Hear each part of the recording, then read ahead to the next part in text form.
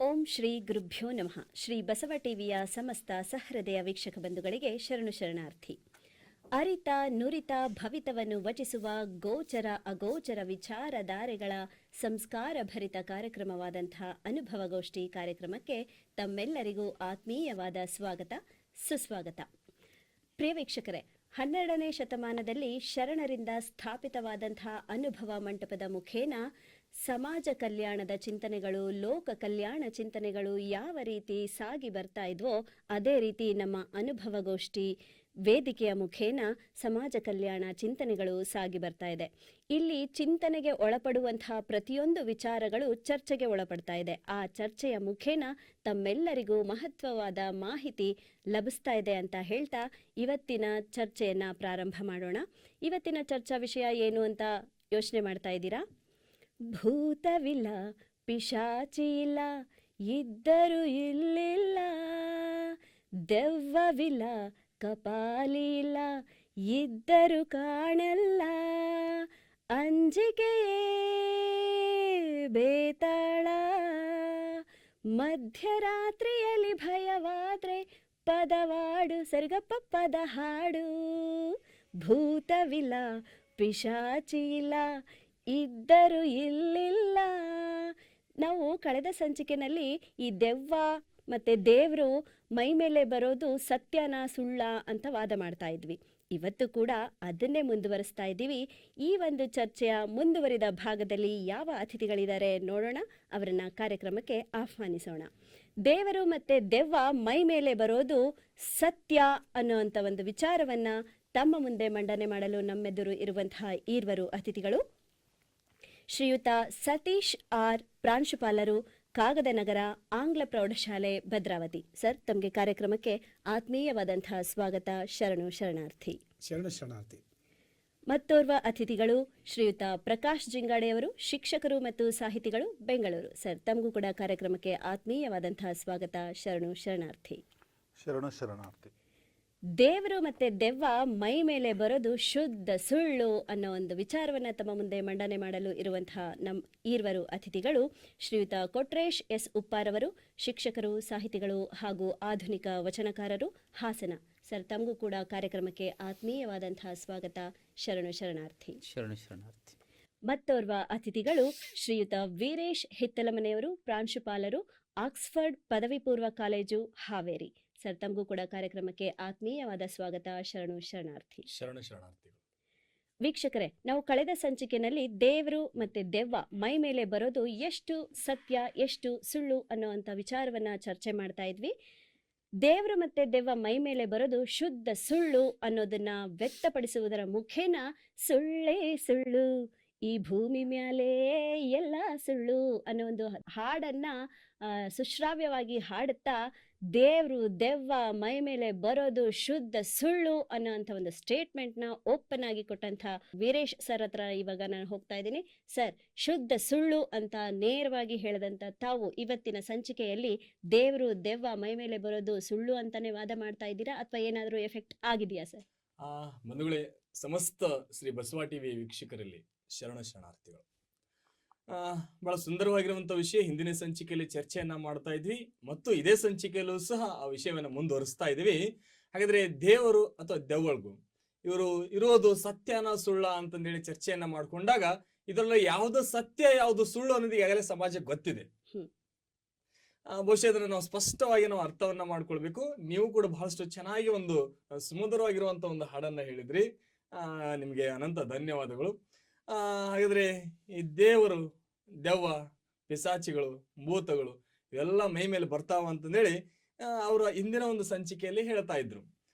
ಬಂಧುಗಳು, ಈಗಾಗಲೇ ಹಿಂದಿನ ಸಂಚಿಕೆಯಲ್ಲಿ ನಮ್ಮ ಪ್ರಕಾಶ್ ಸರ್ ಮತ್ತೆ ನಮ್ಮ ಸತೀಶ್ ಸರ್ ಹೇಳುವಂತಹ ಮಾತುಗಳನ್ನ ಕೇಳ್ತಾ ಇದ್ರೆ ಇವರು ಎಷ್ಟರ ಸುಳ್ಳನ್ನ ಸತ್ಯವನ್ನಾಗಿ ಮಾಡ್ತಾ ಇದ್ದಾರೆ ಅಂತಂತಂದ್ರೆ ಬಹುಶಃ ನಾವು ಸಮಾಜ ಎಲ್ಲದೂ ಕೂಡ ಗುರುತಿಸ್ತಾ ಇದೆ ಅಂತ ಅನ್ನೋದನ್ನ ನಾವು ಒಪ್ಕೊಳ್ಳೇಬೇಕು. ಸೊ ಅಂತಹ ಒಂದು ಸುಳ್ಳನ್ನ, ಅಂತಹ ಒಂದು ಮೂಢ ನಂಬಿಕೆಗಳನ್ನ ಇವರೆಲ್ಲರೂ ಕೂಡ ದೆವ್ವ, ಪಿಸಾಚಿ, ಭೂತ, ದೇವ್ರು ಅಂತ ಒಂದು ನಂಬಿಕೆಯನ್ನ ಇವರು ಜನರಲಿ ಇವರೇ ಹುಟ್ಟಿ ಹಾಕಿಸ್ತಾ ಇದ್ದಾರೆ ಅನ್ನೋ ಒಂದು ಕಲ್ಪನೆ ಬಹುಶಃ ಸಮಾಜ ಚಿಂತನೆಯನ್ನ ಮಾಡ್ತಾ ಇದೆ. ಸೊ ಇಲ್ಲದನ್ನ ಇದೆ ಅಂತ ಅನ್ನೋದನ್ನ ಇವರು ಸೃಷ್ಟಿಯನ್ನ ಮಾಡ್ತಾ ಇದಾರಲ್ಲ, ಬಹುಶಃ ಇವರ ಒಂದು ಕಲ್ಪನೆಗಳು ಅದು ಧರ್ಮದ ಹೆಸರುಗಳು, ಧರ್ಮದ ಗ್ರಂಥಗಳಲ್ಲಿ ಈ ತರ ಇದಾವೆ. ಸೊ ಇವುಗಳನ್ನು ಇವುಗೂ ಕೂಡ ನೀವು ನಂಬ್ರಿ ಅನ್ನೋ ಒಂದು ಬಾವಿಗೆ ತೋಡುವಂತ ಗುಂಡಿಗೆ ಕೆಡುವಂತ ಒಂದು ಕಲ್ಪನೆ ಇದೆಯಲ್ಲ, ಬಹುಶಃ ಇದು ಸೂಕ್ತ ಅಲ್ಲ ಅನ್ನೋದನ್ನ ಬಹುಶಃ ಸಮಾಜನೂ ಕೂಡ ಇದನ್ನ ಒಪ್ಕೊಳ್ಳುತ್ತೆ. ನಾವು ಕೂಡ ಅದನ್ನೆಲ್ಲದೂ ಕೂಡ ಒಪ್ಕೊಳ್ಬೇಕು. ಯಾಕಂತಂದ್ರೆ ಸತ್ಯನೇ ಯಾವಾಗಲೂ, ಸುಳ್ಳೆ ಅಂತನ್ನೋದೇ ನಮ್ಗೆ ಗೊತ್ತಿದೆ.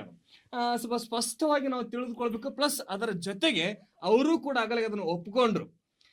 ಏನಂತ ಅನ್ನೋದನ್ನ ಈ ಎಲ್ಲವೂ ಕೂಡ ಈ ಒಂದು ನಾಟಕೀಯ ಪ್ರದರ್ಶನ ಅಂತಂದೇಳಿ ಅವರೆಲ್ಲ ಒಪ್ಕೊಂಡ್ಬಿಟ್ರು. ಅದು ಸತ್ಯವೇ. ಅದು ನಾಟಕೀಯ ಪ್ರದರ್ಶನವೇ ಹೊರತು ಅವರ ಮೇಲೆ ದೇವರು ಅಥವಾ ದೆವ್ವ ಬಂದಿರುವುದು ಇದು ಒಪ್ಪಿಕೊಳ್ಳಲಿಕ್ಕೆ ಆಗಲಾರದಂತ ಇದು ಸತ್ಯ ಇದು ಅಲ್ವಾ. ಅವ್ರು ಹೇಳಿಬಿಟ್ಟಿದ್ದಾರೆ, ಇದು ಮಾನಸಿಕ ತೊಳಲಾಟ, ಒಪ್ಕೊಳ್ಳಲೇಬೇಕು. ಮಾನಸಿಕ ತೊಳಲಾಟವೇ ಅದು ಸತ್ಯ, ಮಾನಸಿಕ ತೊಳಲಾಟವೇ ಇದು ಸತ್ಯ, ಒಪ್ಕೊಳ್ಳಲೇಬೇಕು. ಅವ್ರಿಗೂ ಕೂಡ ಗೊತ್ತಿದೆ, ಏನೋ ಅಲ್ಲಿ ಕುಂತಿದ್ದಾರೆ, ವಾದ ಮಾಡ್ಬೇಕು, ವಾದ ಮಾಡ್ತಾ ಇದಾರೆ ಅಷ್ಟೇ ಅವರು. ಸೊ ಇದು ಮಾನಸಿಕ ತೊಳಲಾಟವೇ ವಿನಃ ಅದು ಯಾವ ದೇವರು ಅಲ್ಲ, ದೇವರ ಮೈ ಮೇಲೆ ಬರ್ಲಿಕ್ಕೆ ಸಾಧ್ಯವೂ ಇಲ್ಲ. ನೆಕ್ಸ್ಟ್ ದೆವ್ವಗಳು ಮೈ ಮೇಲೆ ಬರ್ತಾ ಇದೆ ಅಂತಂದ್ರೆ, ದೆವ್ವ ಇದರ ಪರಿಕಲ್ಪನೆ ಬಹುಶಃ ನಮ್ಗೆ ಯಾರಿಗೂ ಕೂಡ ಗೊತ್ತಿಲ್ಲ. ಅದನ್ನೆಲ್ಲ ಸ್ಪಷ್ಟವಾಗಿ ನಾವು ಅರ್ಥ ಮಾಡ್ಕೊಳ್ಬೇಕು. ನಾನು ನಾಟಕೀಯವಾಗಿ ಪ್ರದರ್ಶನವನ್ನ ಮಾಡ್ತಾ ಇರೋದೇ ದೆವ್ವ ಅನ್ನೋ ಒಂದು ಪರಿಕಲ್ಪನೆಯನ್ನು ಹುಟ್ಟಿ ಹಾಕ್ತಾ ಇದಾರೆ ಅಂತಂದ್ರೆ, ಸಮಾಜಕ್ಕೆ ಭಯವನ್ನ ಬಹುಶಃ ಇವರೆಲ್ಲ ಹುಟ್ಟಿ ಹಾಕ್ತಾ ಇದಾರೆ ಅಂತ ಅನ್ನೋದನ್ನ ಆ ಚಿಂತನೆಯನ್ನ ಮಾಡ್ಕೊಳ್ಬೇಕು. ಅದರ ಜೊತೆಗೆ ಇವತ್ತಿನ ಕಾಲದಲ್ಲಿ ಇವರ ದೆವ್ವ ಭೂತಗಳ ಸೊ ಕೇವಲ ಅದು ಹೇಳಿದ್ನಲ್ಲ, 99% ಭಾಗ, ಬಹುಶಃ 90% ಭಾಗ ಮಹಿಳೆಯರ ಮೇಲೇನೆ ಇವರ ಒಂದು ದೆವ್ವ ಭೂತಗಳು ಬರ್ತಾ ಇದೆ. ಅಂದ್ರೆ ಮಾನಸಿಕವಾಗಿ ತುಳಮಲನ ಹೊಳ್ತಾ ಇರುವಂತ ಹೆಣ್ಣು ಮಕ್ಕಳ ಒಂದು ಮುಂದೆ ಇಟ್ಕೊಂಡು ಅವರ ಮೇಲೇನೆ ದೆವ್ವ ಭೂತಗಳು ಬರ್ತಾ ಇದೆ ಅನ್ನೋ ಒಂದು ಡಾಂಬಿಕ ಒಂದು ಆ ನಂಬಿಕೆಯನ್ನ ಇವರು ಹುಟ್ಟಿ ಹಾಕ್ತಾ ಇದಾರೆ ಅಂತಂದ್ರೆ, ಬಹುಶಃ ಇದ್ರೊಳಗಡೆ ಸ್ಪಷ್ಟವಾಗಿ ನಮ್ಗೆ ಗೊತ್ತಾಗುತ್ತೆ, ಹೆಣ್ಣು ಮಕ್ಕಳನ್ನ ಇದನ್ನ ಟಾರ್ಗೆಟ್ ಮಾಡ್ಕೊಂಡಿದ್ದಾರೆ. ಅದು ವಿಶೇಷವಾಗಿ ಕೇವಲ ಗಂಡು ಮಕ್ಕಳ ಎಲ್ಲೋ ಅಪರೂಪ. ಇವತ್ತಿನ ಕಾಲದಲ್ಲಿ ಆಗಲ್ಲ ಅವರು ಹೇಳಿದ್ರು. ಸೊ ನೀವು ಈಗಿನ ಪ್ರಸ್ತುತ ಇವತ್ತೇ ಕರ್ಕೊಂಡು ಹೋಗ್ತೀನಿ, ಇವತ್ತ ಅಮಾವಾಸ್ಯೆ ಇದೆಯಲ್ಲ, ಇವತ್ತ ಉಕ್ಕಡಗಾತ್ರಿ ಅಂತ ಸ್ಥಳದಲ್ಲಿ ಅಲ್ಲಿ 99% ಭಾಗ ನಾಟಕೀಯವಾಗಿ ಹೆಣ್ಣು ಮಕ್ಕಳು ಇವತ್ತು ಆಡ್ತಾ ಇದ್ದಾರೆ. ಸೊ ಆಗಲೇ ಸರ್ ಹೇಳಿದ್ರು ಮೌಢ್ಯದ ಕೇಂದ್ರ ಇವತ್ತು ಸ್ಥಳಗಳಾಗಿದೆ ಅಂತಂದೇಳಿ.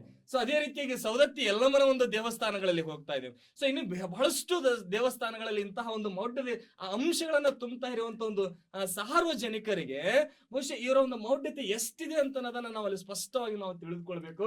ಯಾವ ದೇವರು ಕೂಡ ಮೈ ಮೇಲೆ ಬರೋದಿಲ್ಲ. ಸೊ ಯಾವ ಭೂತಗಳು ಪಿಸಾಚಿಗಳು ಯಾವುದೂ ಕೂಡ ಇಲ್ವೇ ಇಲ್ಲ ಅಂತ ಅನ್ನೋದನ್ನ ಸ್ಪಷ್ಟವಾಗಿ ಇವತ್ತು ನಾವು ಅರ್ಥವನ್ನ ಮಾಡ್ಕೊಳ್ಬೇಕು. ಸುಮ್ಮನೆ ಇವರು ತಮ್ಮ ಒಂದು ಸ್ವಾರ್ಥಕ್ಕೋಸ್ಕರ ಇವತ್ತು ಏನ್ ಮಾಡ್ತಾ ಇದಾರೆ, ದೆವ್ವ ಹೋಗಲಾಡಿಸ್ಬೇಕು, ಮಾಟ ಮಾಡ್ಬೇಕು, ಮಂತ್ರ ಮಾಡ್ಬೇಕು ಅನ್ನೋ ತಮ್ಮ ಹೊಟ್ಟೆ ಪಾಡನ್ನು ತುಂಬಿಸಿಕೊಳ್ಳೋದಕ್ಕೋಸ್ಕರವಾಗಿ ಏನ್ ಮಾಡ್ತಾ ಇದಾರೆ, ಸೊ ತಾಯ್ತವನ್ನ ಮಾಡ್ಕೊಡೋದು, ಮಾಟವನ್ನ ಮಾಡ್ಕೊಡೋದು, ಮಂತ್ರ ಮಾಡ್ಕೊಡೋದು, ಒಂದು ನಿಂಬೆ ಹಣ್ಣ ಏನೇನೋ ನಿಂಬಿರಿಸ್ಕೊಡುವಂಥದ್ದು.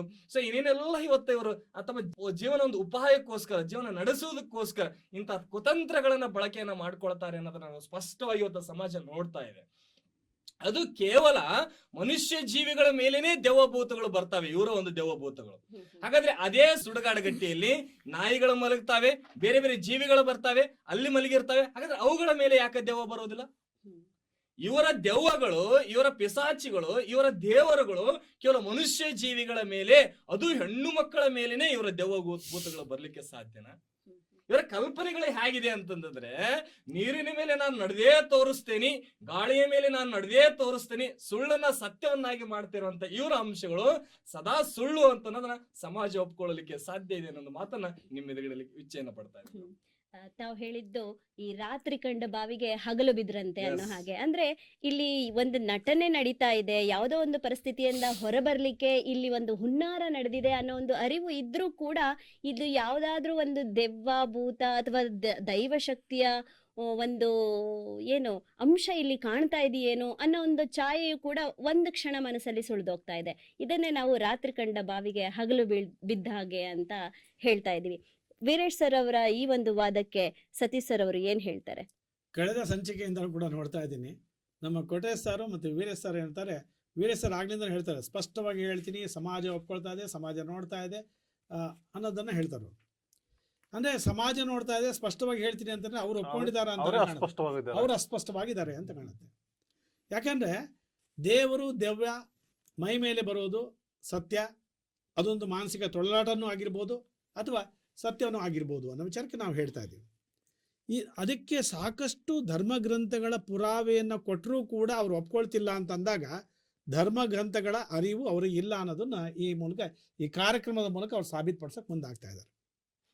ಇಲ್ಲಿ ನಾನು ಈಜಿಪ್ಟ್ನ ಪಿರಮಿಡನ್ನು ಇಲ್ಲಿ ಉಲ್ಲೇಖ ಮಾಡ್ತೀನಿ. ಈಜಿಪ್ಟ್ನ ಪಿರಮಿಡ್ಗಳಲ್ಲಿ ಸತ್ತ ವ್ಯಕ್ತಿಯ ಮುಂದೆ ಅವನಿಗೆ ಇಷ್ಟಪಟ್ಟಂಥ ಎಲ್ಲ ವಸ್ತುಗಳನ್ನು ಇಡೋದ್ರ ಜೊತೆಗೆ ಕೆಲವು ಪಿರಮಿಡ್ಗಳಲ್ಲಿ ಅವರ ಜೊತೆಗೆ ಕೆಲಸ ಮಾಡ್ತಕ್ಕಂಥ ಗುಲಾಮರನ್ನು ಕೂಡ ಜೊತೆಗೆ ಇಡ್ತಾ ಇದ್ರು ಅಂತ. ಅಂದರೆ ಪೂರ್ವಜನ್ಮದ ಕಲ್ಪನೆ ಅಥವಾ ಆತ್ಮದ ಪರಿಕಲ್ಪನೆ ಈಜಿಪ್ಟ್ನ ಜನರಲ್ಲಿ ಇತ್ತು ಅನ್ನೋದಕ್ಕೆ ಇದು ಸಾಕ್ಷಿ. ಅಷ್ಟೆಲ್ಲ ದೊಡ್ಡ ದೊಡ್ಡ ಪಿರಮಿಡ್ಗಳಿದಾವೆ ಅಂತಂದಾಗ, ಕಣ್ಣು ಮುಂದೆ ಕಾಣ್ತಾವೆ ಅಂತಂದಾಗ ಇವರೇನು ಕಣ್ಣಿಗೆ ಪಟ್ಟಿ ಕಟ್ಕೊಂಡು ಕೂತ್ಕೊಂಡಿದ್ದಾರೆ ಇಲ್ಲಿ ಅಂತ ಅಂತೀವಿ. ಅವ್ರಿಗೆ ಕಾಣಿಸ್ತಾ ಇಲ್ಲ. ಸರ್ ದಯವಿಟ್ಟು ಹೇಳ್ತೀನಿ ಸರ್, ದಯವಿಟ್ಟು ಹೇಳ್ತೀನಿ. ಆತ್ಮದ ಪರಿಕಲ್ಪನೆಯನ್ನು ಬರ್ಕೊಳ್ಳಿ, ನಿಮ್ಮ ಸರದಿ ಬಂದಾಗ ಹೇಳಿ. ಆತ್ಮದ ಪರಿಕಲ್ಪನೆ ಹೇಳಿ. ಆಗ್ಲೇ ಮಾತಾಡ್ತಿರ್ಬೇಕಾದ್ರೆ ನೀವು ಹೇಳಿದ್ರೆ ಅವರು ಹೇಳಿದ್ರೆ ಏನು, ಒಂದು ದೇಹದಲ್ಲಿ ಆಲ್ರೆಡಿ ಆತ್ಮ ಇದೆ ಅಂತ ಅಂದಾಗ ಮತ್ತೊಂದು ಆತ್ಮ ಅಲ್ಲಿ ಪ್ರವೇಶ ಯಾಕೆ ಮಾಡುತ್ತೆ ಅಂತ ಹೇಳಿದ್ರೆ, ಅಂದ್ರೆ ಆ ಆತ್ಮ ನಿರಂತರವಾಗಿ ಅಲ್ಲಿರೋದಿಲ್ಲ. ತನ್ನ ಒಂದು ನಿರ್ದಿಷ್ಟವನ್ನ ಕೆಲಸವನ್ನ ಮಾಡ್ಕೊಳ್ಳೋಕ್ಕೋಸ್ಕರ ದೆವ್ವದ ರೂಪದಲ್ಲಿ ಅದು ಪ್ರವೇಶ ಮಾಡುತ್ತೆ. ಪ್ರವೇಶ ಮಾಡಿ ಅದು ತನ್ನ ಕಾರ್ಯವನ್ನು ಮುಗಿಸ್ಕೊಂಡ ನಂತರ ಮತ್ತೆ ಪಲಾಯನ ಮಾಡುತ್ತೆ. ಇದಕ್ಕೆ ಸಾಕಷ್ಟು ಪುರಾವೆಗಳಿದಾವೆ. ಸಾಕಷ್ಟು ನೀವೇ ಒಂದು ಏನು ತೆಳ್ಳಗಿರ್ತಕ್ಕಂಥ ವ್ಯಕ್ತಿ ಒಂದು ಕುರಿಯನ್ನ ಬಾಯಲ್ಲಿ ಹಲ್ಲಿನಲ್ಲಿ ಕಿತ್ತಿ ಅವನು ಇದು ಮಾಡ್ತಾನೆ, ಅಷ್ಟು ಶೌರ್ಯವನ್ನು ತೋರಿಸ್ತಾನೆ ಅಂತಂದಾಗ ಅದು ದೆವ್ವದ ಪರಿಕಲ್ಪನೆ ಅಥವಾ ದೇವರ ಪರಿಕಲ್ಪನೆ ಇಲ್ಲದಲ್ಲೇ ಆ ವ್ಯಕ್ತಿ, ಒಬ್ಬ ಸಾಮಾನ್ಯ ವ್ಯಕ್ತಿ ಅವನ ಕೆಲಸವನ್ನು ಮಾಡಕ್ಕೆ ಸಾಧ್ಯನಾ? ಇದು ಪ್ರಶ್ನೆಗೆ ನಿಲುಕ್ತಕ್ಕಂಥ ವಿಚಾರ ಆಗಿದೆ. ಸೊ ಅಂಥ ಪುರಾವೆಗಳಿದಾವೆ ನಮ್ಮಲ್ಲಿ. ಸೊ ಹಾಗಾಗಿ ನೀವೇನು ಮಾಡ್ಕೊಳ್ಳಿ ಅಂತಂದರೆ, ನೀವು ನಿಮ್ಮ ವಿಚಾರವನ್ನು, ನಿಮ್ಮಲ್ಲಿರ್ತಕ್ಕಂಥ ಮೌಢ್ಯದ ವಿಚಾರವನ್ನು ಬದಲಾವಣೆ ಮಾಡ್ಕೊಳ್ರಿ. ಆಮೇಲೆ ಕಳೆದ ಸಂಚಿಕೆ ಎಂದು ಕೇಳ್ತಾ ಇದ್ದೀನಿ, ದೇವರ ಬಗ್ಗೆ ಸ್ಪಷ್ಟವಾದ ಒಂದು ಉಲ್ಲೇಖವನ್ನು ಹೇಳ್ತಾ ಇಲ್ಲ ಅವರು. ಅದರ ಇರುವಿಕೆಯನ್ನು ಒಪ್ಕೊಳ್ತಾ ಇಲ್ಲ. ಇರುವಿಕೆಯನ್ನು ಒಪ್ಕೊಳ್ಳೋದ್ರ ಜೊತೆಗೆ ನಿರಾಕಾರ ಅಂತ ಹೇಳ್ತಾ ಹಿಂಗೆ ಲಿಂಗದ ರೂಪದಲ್ಲಿ ತೋರಿಸ್ತಾರೆ ಅವರು, ಕೊಟ್ರೆಸ್ತಾರೆ ಅವರು. ಅದಕ್ಕೊಂದು ಆಕಾರ ಕೊಡಕ್ಕೆ ಮುಂದಾಗ್ತಾರೆ ಅವರು. ನನಗೆ ನಿಮಗೆ ಗೊತ್ತಾಗೋಸ್ಕರ ಹಿಂಗೆ ತೋರಿಸ್ದೆ, ಬೇರೆ ಥರ ತೋರಿಸಿ, ಹಿಂಗೆ ತೋರಿಸ್ರಿ. ನೀವ್ಯಾಕೆ ಹಿಂಗೆ ತೋರಿಸ್ತೀರಿ? ಹೆಂಗಾರು ತೋರಿಸಿ. ಅಂಗಿಕ ಅಭಿನಯದಿಂದ ದೇವರನ್ನು ತೋರ್ಸಕ್ ಮುಂದಾಗ್ತೀರಿ. ನೀವು ದೇವರ ಇರುವಿಕೆಯನ್ನು ಒಪ್ಪೋದೇ ಆದ್ರೆ ದೆವ್ವದ ಇರುವಿಕೆಯನ್ನು ಒಪ್ಕೊಳ್ಳೇಬೇಕು. ಇಲ್ಲ ಆದ್ರೆ ದೇವರ ಇರುವಿಕೆಯನ್ನು ನನಗೆ ತೋರಿಸ್ಬೇಕು. ಆಗ ನಾನು ದೆವ್ವ ಇಲ್ಲ ಅಂತ ಒಪ್ಕೊಳ್ತೀನಿ. ಹೇಗೆ ದೇವರಿದೆ ಅಂತ ಒಪ್ಕೊಳ್ತೀರ ನೀವು? ದೆವ್ವ ಇದೆ ಅಂತ ಒಪ್ಕೊಳ್ಳಿ ಸ್ವಾಮಿ. ಸ್ಪಷ್ಟತೆ ಇಲ್ಲ ಬಿಡಿ. ಅಲ್ಲಿ ಅಸ್ಪಷ್ಟತೆಯನ್ನು ನೀವು ಪ್ರದರ್ಶನ ಮಾಡಕ್ ಬರಬೇಡಿ. ಸೊ ಒಂದು ಶಕ್ತಿಯನ್ನ ಒಪ್ಕೊಂಡ್ಮೇಲೆ ಮತ್ತೊಂದು ಶಕ್ತಿ ಇದೆ ಹೇಳ್ತಾ ಇದ್ದೀರಾ. ನೋಡೋಣ, ವಿಜ್ಞಾನಕ್ಕೆ ಸವಾಲಾಗಿರುವಂತಹ ಎಷ್ಟೋ ವಿಸ್ಮಯಗಳನ್ನ ನಮ್ಮ ಪರಿಸರದಲ್ಲಿ ನಾವು ನೋಡ್ತಾ ಇದೀವಿ. ಹಾಗೆ ಸರ್ ಮಾತಾಡ್ತಾ ಒಂದು ವಿಷಯ ಹೇಳಿದ್ರು, ಒಂದು ಆತ್ಮ ಇನ್ನೊಂದು ಆತ್ಮವನ್ನ ದೆವ್ವದ ರೂಪದಲ್ಲಿ ಪ್ರವೇಶ ಮಾಡಿದಾಗ ಅದು ತುಂಬಾ ಅಂದ್ರೆ ಪರ್ಮನೆಂಟ್ ಆಗಿ ಅಲ್ಲಿ ಇರೋದಿಲ್ಲ, ಒಂದು ಕ್ಷಣ ಅಲ್ಲಿ ಬಂದು ಹೋಗುತ್ತೆ ಅಂತ. ಆ ಬಂದು ಹೋಗೋ ಆ ಕಾಲ ಅವಕಾಶದಲ್ಲಿ ತನ್ನ ದೇಹದಲ್ಲಿ ಆಲ್ರೆಡಿ ಇದ್ದಂತ ಒರಿಜಿನಲ್ ಆತ್ಮ ಏನಿತ್ತು ಅದು ಎಲ್ಲಿ ಹೋಯ್ತು ಅನ್ನೋ ಒಂದು ಪ್ರಶ್ನೆ ಇಲ್ಲಿ ಕಾಡುತ್ತೆ. ಈ ಒಂದು ವಿಚಾರವಾಗಿ ಕೊಟ್ರೆ ಸರ್ ಅವ್ರು ಏನ್ ಹೇಳ್ತಾರೆ? ಅವರು ಯಾವುದೋ ಇರುವಿಕೆ ಬಗ್ಗೆ ಮಾತಾಡ್ತಾ ಇದ್ರು. ಆವಾಗ್ಲಿಂದ ನಾನು ಹೇಳ್ತಾ ಇದ್ದೀನಿ, ದೇವರು ಒಂದು ನಿರಾಕಾರ ಸ್ವರೂಪ ಅಂತ ಹೇಳಿದೆ. ನಾನು ನಿರಾಕಾರ ಸ್ವರೂಪ ಅಂತ ಹೇಳಿದೆ, ಆದರೆ ದೇವರು ಮೈ ಮೇಲೆ ಬರಲ್ಲ ಅಂತ ಹೇಳಿದೆ. ದೇವರು ಮೈ ಮೇಲೆ ಬರಲ್ಲ ಅಂತಂದರೆ ದೆವ್ವನ ಮೈ ಮೇಲೆ ಬರಲ್ಲ ಅಂತ ನೀವೇ ಹೇಳಿರು. ಒಂದನ್ನು ಒಪ್ಪಿಕೊಂಡ್ರೆ ಇನ್ನೊಂದನ್ನು ಒಪ್ಪಿಕೊಳ್ಳೇಬೇಕು ಅಂತ. ಅಂದ್ರೆ ದೇವರ ಇರುವಿಕೆ ಒಪ್ಕೊಳ್ತೀರಾ? ದೇವರು ಇದ್ದಾನೆ, ಶಕ್ತಿಯಾಗಿದೆ, ಮೈ ಮೇಲೆ ಬರಲ್ಲ ಅಂತ ನಾನು ಹೇಳ್ತೀನಿ. ಮೈ ಮೇಲೆ ಬರಲ್ಲ ಅಂತ ಹೇಳ್ತಾ ಇದ್ದೀನಿ. ಒಂದು ಆಗ್ಲೇ ಅಧ್ಯಕ್ಷರು ಹೇಳಿದ್ರು, ರಾತ್ರಿ ಕಂಡ ಬಾವಿಗೆ ಹಗಲಿ ಬಿದ್ದಂಗೆ ನಿಮ್ಮಂತರು ನಿಮಗೆ ಗೊತ್ತಿರುತ್ತೆ ಇಲ್ಲ ಅಂತಂದು, ಆದ್ರೆ ಹೋಗಿ ಮತ್ತೆ ಅಲ್ಲಿ ಬೀಳ್ತಕ್ಕಂಥದ್ದು ಒಂದು ಈ ಭಾವನೆಗಳಲ್ಲಿ ಹಂಗೇನೆ ಭಯೋತ್ಪಾದಕರು, ಇವರೇ ಭಯೋತ್ಪಾದಕರು, ಬೇರೆ ಯಾರು ಅಲ್ಲ. ನೀವುಗಳೇನು ನಮ್ಮ ವೀಕ್ಷಕರಿಗೆ ಭಯವನ್ನು ಉತ್ಪಾದನೆ ಮಾಡ್ತಾ ಇದ್ದೀರಲ್ಲ, ನಿಜವಾದ ಭಯೋತ್ಪಾದಕರು ಮೌಢ್ಯಗಳನ್ನು ಬಿತ್ತಕ್ಕಂಥವ್ರು, ಇದೇ ನೈಜ ಭಯೋತ್ಪಾದಕರು ಅಂತ ಕರಿತೀವಿ. ಮತ್ತು ಜೊತೆಗೆ ಆತ್ಮ ದೇಹದಲ್ಲಿ ಒಕ್ಕಾಗ, ನಿಮ್ಮ ಇದಕ್ಕೆ ಬರ್ತೀನಿ, ಒಂದು ದೇಹದಲ್ಲಿ ಆತ್ಮ ಒಕ್ಕಾಗ ಮೊದಲಿದ್ದ ಆತ್ಮ ಎಲ್ಲಿ ಹೋಗುತ್ತೆ? ನನ್ನ ಪ್ರಶ್ನೆ. ಎರಡು ಆತ್ಮಗಳು ಒಂದು ದೇಹದಲ್ಲಿ ಇರ್ಲಿಕ್ಕೆ ಸಾಧ್ಯ ಇಲ್ಲ. ಒಂದು ಆತ್ಮ ದೇಹದಿಂದ ಸಾಬೀತುಪಡಿಸಿ. ಯಾವುದು? ಒಂದು ದೇಹದಲ್ಲಿ ಎರಡು ಆತ್ಮ ಈಗ ಕಾಲದಲ್ಲಿ ಇರಲ್ಲ, ಸಾಧ್ಯನೇ ಇಲ್ಲ. ಒಂದು ದೇಹದಲ್ಲಿ ಒಂದು ಆತ್ಮ ಮಾತ್ರ ಇರ್ಲಿಕ್ಕೆ ನಿಮ್ಮ ಸಾಧ್ಯ. ಅಭಿಪ್ರಾಯ ಪಾಯಿಂಟ್ ಏನು? ಬರ್ಕೊಳ್ಳಿ, ನೀವು ಪಾಯಿಂಟ್ ಬರ್ಕೊಳ್ಳಿ, ಪಾಯಿಂಟ್ ಬರ್ಕೊಳ್ಳಿ. ನೀವು ಮಾತಾಡುವಾಗ ನಾವು ಮಾತಾಡಲಿ, ಪಾಯಿಂಟ್ ಬರ್ಕೊಳ್ಳಿ. ಅವ್ರು ಬರ್ಕೋಬೇಕಲ್ಲ ಈಗ. ಈಗ ಆತ್ಮ ದೇಹದಿಂದ ಹೊರಗೆ ಹೋಗ್ತಕ್ಕಂಥದ್ದು ಏನಂತೀವಿ ನಾವು? ಮರಣ ಅಂತ ಕರಿತೀವಿ, ಸಾವು ಅಂತ ಕರಿತೀವಿ. ಇದು ಯಾವುದೋ ಒಂದು ಪ್ರೇತಾತ್ಮ ಈ ದೇಹದೊಳಗೆ ಬಂದಾಗ ಇದ್ರೊಳಗಿದ್ದ ಆತ್ಮ ಹೊರಗಡೆ ಹೋದಾಗ ಅವನು ಸತ್ತು ಹೋದ ಅಂತ. ಅದು ದೆವ್ವ ಆಗ್ಲಿಕ್ಕೆ ಹೆಂಗೆ ಸಾಧ್ಯ? ಸತ್ ಮೇಲೆ ದೆವ್ವ ಆಯ್ತು ಅಂತಲೇ. ಅದು ಬಾಡಿನೇ ಹೋಗಿರುತ್ತಲ್ಲ, ಅದು ಹೆಂಗೆ ಮತ್ತೆ ಮಾತಾಡ್ಲಿಕ್ಕೆ ಸಾಧ್ಯ? ಕಲ್ಪನೆ ಅಷ್ಟೇ ಅದು. ಮತ್ತೆ ಈ ಆತ್ಮ ಹೊರ ಬಂದ ಮೇಲೆ ಮತ್ತೆ ಅದೇ ಆತ್ಮ ಮತ್ತೆ ಪ್ರವೇಶ ಆಯ್ತಲ್ಲ ಅಲ್ಲಿ ಅನ್ನೋ ಒಂದು ಪ್ರಶ್ನೆ ಕಾಡುತ್ತೆ. ಅದು ಅಲ್ಲಿ ಸಾವು ಎಲ್ಲಿ ದೇಹದಿಂದ ಸಂಭವಿಸ್ತು ಹೊರ ಅಂತ. ಆತ್ಮ ಹೋಯ್ತು ಅಂದ್ರೆ ಆ ಬಾಡಿಯಿಂದ ಅದು ಸತ್ತೋಯ್ತು ಅಂತ ಹ್ಮ್. ಮತ್ತೆ ವಾಪಸ್ ಬರ್ಲಿಕ್ಕೆ ಸಾಧ್ಯ ಇಲ್ಲ ಅದೇ ಬಾಡಿಗೆ. ಅದು ಹ್ಮ್ ಹ್ಮ್ ಹ್ಮ್. ಅಂದ್ರೆ ಈ ದೆವ್ವ ಇದು ಸ್ವಲ್ಪ ತಿದ್ದು ಹೋಗ್ಬಿಟ್ರೆ ಮುಗೀತಾ, ಅದು ಸಾವಾದಂಗ. ಹ್ಮ್ ಹ್ಮ್. ಮುಂದಿನ ಗತಿ ಹೆಂಗೆ ಆ ಬಾಡಿದು? ಇಲ್ಲ, ಮತ್ತೊಂದು ಆತ್ಮ ಬರುತ್ತೆ. ಇವ್ರ ಪ್ರಕಾರ ಈಗ ನಾವು ಅದನ್ನ ನೋಡಕ್ ಹೋದ್ರೆ ಈ ಎಲ್ಲ ಒಂದು ಅವರೆಲ್ಲ ಹೇಳಿದ್ರೆ ಅಲ್ಲಿ ದೆವ್ವ ಬರುತ್ತೆ, ಹಂಗೆ ದೇವ್ರದೇವೆ ಎಲ್ಲ ಅವೈಜ್ಞಾನಿಕವಾಗಿ ಅದು ದೊಡ್ಡ ಮೌಢ್ಯದ ಕೂಪವನ್ನ ತೆರೆದಿಡ್ತಾ ಇದ್ದಾರೆ ನಮ್ಮ ವೀಕ್ಷಕ ಬಂಧುಗಳಿಗೆ. ಈ ದೆವ್ವದ ಪರಿಕಲ್ಪನೆ ಬಂದಾಗ ಹೇಳ್ತೇನೆ, ನನ್ನದೇ ಆದಂಥ ಒಂದು ಜೀವನದಲ್ಲಿ ನೀವು ಹೇಳ್ತೀರಿ ಅಮಾವಾಸ್ಯೆಗೆ ದೆವ್ವಗಳು ಬರ್ತವೆ ಅಂತ. ಹಳ್ಳಿಗಳಲ್ಲಿ ಒಂದು ಸಂಪ್ರದಾಯ ಇದೆ, 3 ದಾರಿ ಕೂಡ ಹತ್ರ ಹೋಗಿ ಒಂದು ಯಾವುದೋ ಒಡೆದ ಮಡಿಕೆಯಲ್ಲಿ ಒಂದು ಅದಕ್ಕೇನಂತೀವಿ, ಬೋಕಿ. ಬೋಕಿ ಮಡಿಕೆ ಬೋಕಿ ಅಂತ ಕರಿತೀವಿ. ಹ್ಮ್. ಆ ಬೋಕಿಯಲ್ಲಿ ಕೂಳನ್ನು ಇಡ್ತಕ್ಕಂಥದ್ದು ಅಂತೀವಿ ನಾವು, ಕೂಳಿಡೋದು ಅಂತ ಕರಿತೀವಿ. ಅಂದ್ರೆ ಮನುಷ್ಯರು ಸೇವಿಸಬಲ್ಲಂತ ಆ ಆಹಾರವನ್ನೇ ಕೂಳನ್ನ ಕೂಳು. ಅಲ್ಲಿ ವೈವಿಧ್ಯಮಯವಾದಂಥ ಕೂಳನ್ನು ಮಾಡಿಬಿಟ್ಟು ಅದ್ರಾಗಿಟ್ಟು ಅಲ್ಲಿ ಒಂದು ಕುಡಿಕೆ ಇಟ್ಟು ಕುಡಿಕೆ ಒಳಗೆ ನೀರು ತುಂಬಿ ಆ ದೆವ್ವ ನೀರು ಕುಡಿಬೇಕು ಅಂತ ಅವ್ರದ್ದು ಒಂದು ಕಲ್ಪನೆ. ಊಟ ಮಾಡಿಬಿಟ್ಟು ನೀರು ಕುಡಿಬೇಕಲ್ಲ, ಅದು ಒಂದು ಕುಡಿಕೆ ಇಟ್ಟು ಆ ಕುಡಿಕೆ ನೀರು ಒಳಗೆ ಕಾಯಿನ್ ಹಾಕ್ತಾರೆ, ನಾಣ್ಯವನ್ನು ಹಾಕ್ತಾರೆ. ಅದು ದುಡ್ಡಿಗೆ ಆಚೆ ಪಟ್ಟಿರ್ಬೋದು ಆ ದೆವ್ವ ಅಂತ. ಅದರ ಜೊತೆ ಒಂದು ಮೊಟ್ಟೆನೂ ಇಡ್ತಾರೆ, ನಿಂಬೆಹಣ್ಣು ಇಡ್ತಾರೆ. ಇಷ್ಟೆಲ್ಲ ಇಟ್ಟುಬಿಟ್ಟು ಹೋಗ್ತಾರೆ, ನಮ್ಮ ಮನೆಯಿಂದ ದೆವ್ವದ ಕಾಟ ಹೋಯ್ತು ಅಂತ. ನನ್ನ ವಿದ್ಯಾರ್ಥಿ ಜೀವನದಲ್ಲಿ ಹಾಸ್ಟೆಲಲ್ಲಿದ್ದ ನಾವೇನು ಮಾಡ್ತಾ ಇದ್ದೀವಿ ಅಂತ, ಅಲ್ಲಿ ನಮಗೆ ಊಟದ ಅಷ್ಟಕ್ಕಷ್ಟೇ ವ್ಯವಸ್ಥೆ ಇದ್ದಂಥ ಒಂದು ಸಂದರ್ಭದಲ್ಲಿ ಇಂಥವುಗಳನ್ನ ಕಾಯ್ತಾ ಇದ್ದೀವಿ, ಯಾರು 3 ದಾರಿಯಲ್ಲಿ ಇಡ್ತಾರೆ ಅಂತಂದು. ನಿಜಕ್ಕೂ ಹೋಗಿ ಅವನ್ನೆಲ್ಲವನ್ನು ಬಾಚಿಕೊಂಡು ಗುಡ್ಡೆ ಹಾಕ್ಕೊಂಡು ಬರ್ತಿದ್ವಿ ಹಾಸ್ಟ್ಲಿಗೆ. ಅವನ್ನೆಲ್ಲ ತಿನಿಸುಗಳನ್ನು ತಿಂದು ಆ ದುಡ್ಡನ್ನು ತಗೊಂಡು ನಾವು ಅಂಗಡಿಗಳಿಗೆ ಬಳಸ್ತಾ ಇದ್ದೀವಿ. ಆ ಮೊಟ್ಟೆಗಳನ್ನು ತಗೊಂಡು ನಾವು ಆಮ್ಲೆಟ್ ಮಾಡ್ಕೊಂಡು ತಿಂದಿದ್ದೀವಿ, ಕುದಿಸ್ಕೊಂಡು ತಿಂದಿದ್ದೀವಿ. ಆದರೆ ಅಷ್ಟು ಅಲ್ಲಿ ಇದ್ದಂಥ ಏನು ದೇವುಗಳು ಆತ್ಮಗಳು ನಮಗೆ ಇದುವರೆಗೆ ಎಫೆಕ್ಟ್ ಮಾಡಿಲ್ಲ. ನಿಂಬೆ ಹಣ್ಣಿನ ಅಂಗಡಿಗೂ ಇದ್ರೆ ಮಾರಿದೀವಿ. effect ಮಾಡ್ತಾರೆ. ಇದ್ರೆ ಎಫೆಕ್ಟ್ ಮಾಡ್ತವೆ. ಅಲ್ಲಿರೋ ನಿಂಬೆಹಣ್ಣುಗಳನ್ನು ಎಷ್ಟು ನಮ್ಗೆ ಜಾಸ್ತಿ ನಿಂಬೆಹಣ್ಣು ನಾವು ಅಮಾವಾಸ್ಯೆ ಹುಣ್ಣಿಮೆ ಬಂತು ಅಂದರೆ 3 ದಾರಿಗಳು ನಮಗೆ ಗೊತ್ತಾಗ್ತಾ ಇದ್ವಿ ಎಲ್ಲೆಲ್ಲಿದ್ವು ಅಂತಂದು ಎಲ್ಲ ಹುಡ್ಕೊಂಡು ಹೋಗ್ತಿದ್ವಿ. ಒಂದೊಂದು ಕೂಡು ದಾರಿಯಲ್ಲಿ 4-5 ನಿಂಬೆಹಣ್ಣುಗಳು ಸಿಗವು ನಮಗೆ. ಒಂದು ವಾರ ಶರಬತ್ ಮಡಿಕೊಂಡು ಕುಡಿತಿದ್ವಿ ನಾವು. ಯಾವ ದುಷ್ಟಶಕ್ತಿಗಳು ನಮಗೆ ಸುಳಿಲೇ ಇಲ್ಲ, ಇದುವರೆಗೆ ಕಂಡಿಲ್ಲ. ನಾನು ಹುಡುಕ್ತಾ ಇದ್ದೀನಿ ದುಷ್ಟಶಕ್ತಿ ನೋಡಬೇಕು ಅಂತ, ಇದುವರೆಗೆ ಕಂಡಿಲ್ಲ. ಶುದ್ಧ ಸುಳ್ಳು ಅವು.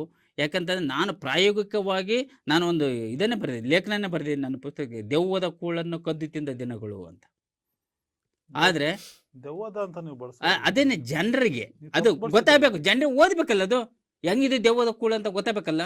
ಅದು ಕರಿತಾ ಇರೋದೇ ದೆವ್ವದ ಕೂಳು ಅಂತ ಕರಿತಾ ಇರೋದಕ್ಕೆ. ದೆವ್ವಕ್ಕೆ ಅದಕ್ಕಾಗಿ ಅಂತಾನೆ ಅಂಥ ಕೂಳನ್ನು ನಾವ್ಹೆಂಗೆ ಕದ್ದು ತಿಂದ್ವಿ? ಯಾಕೆ ಅವ್ರ ಎದುರಿಗೆ ಕದ್ಕೊಂಡು ತಿಂದ್ರೆ ನಮ್ಮನ್ನು ಓಡಿಸೋರು.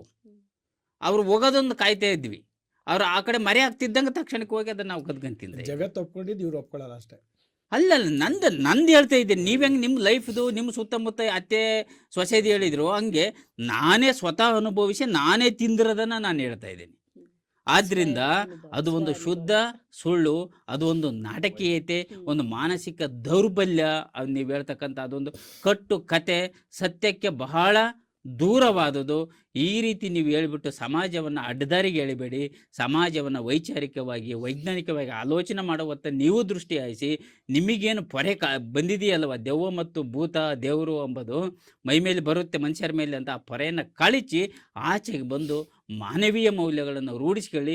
ನಿಮಗೂ ಜಗತ್ತು ಹೊಸದಾಗಿ ಕಾಣುತ್ತೆ ಅಂತ ನಾನು ಹೇಳ್ತಾ, ಇದು ಮೈ ಮೇಲೆ ಬರ್ತಕ್ಕಂಥದ್ದು ದೆವ್ವ ಮತ್ತು ದೇವರು ಶುದ್ಧ ಸುಳ್ಳು ಅಂತ ನನ್ನ ವಾದ. ದೇವರು ಮತ್ತೆ ದೆವ್ವ ಮೈ ಮೇಲೆ ಬರೋದು ಶುದ್ಧ ಸುಳ್ಳು. ಯಾಕೆ ಅಂದ್ರೆ ಆ ದೆವ್ವ ಅನ್ನೋ ಪರಿಕಲ್ಪನೆಯೇ ಸುಳ್ಳು, ಆ ಶಕ್ತಿ ಇಲ್ಲ ಅನ್ನೋ ಒಂದು ವಾದಕ್ಕೆ ತಮ್ಮ ಜೀವನದಲ್ಲೇ ತಾವೇ ಪ್ರಾಯೋಗಿಕವಾಗಿ ಮಾಡಿದಂತಹ ಒಂದು ಘಟನೆಯನ್ನ, ಸತ್ಯ ಘಟನೆಯನ್ನ ನಮ್ಮೆಲ್ಲರೆದುರು ತೆರೆದಿಟ್ಟಿದ್ದಾರೆ. ಇವರ ಒಂದು ಸತ್ಯ ಘಟನೆಯನ್ನು ಅಲ್ಲಗಳೆದು ಹೇಗೆ ನೀವು ದೇವರು ದೆವ್ವ ಮೈ ಮೇಲೆ ಬರುತ್ತೆ ಅಂತ ವಾದ ಮಾಡ್ತೀರಾ ಪ್ರಕಾಶ್ ಸರ್?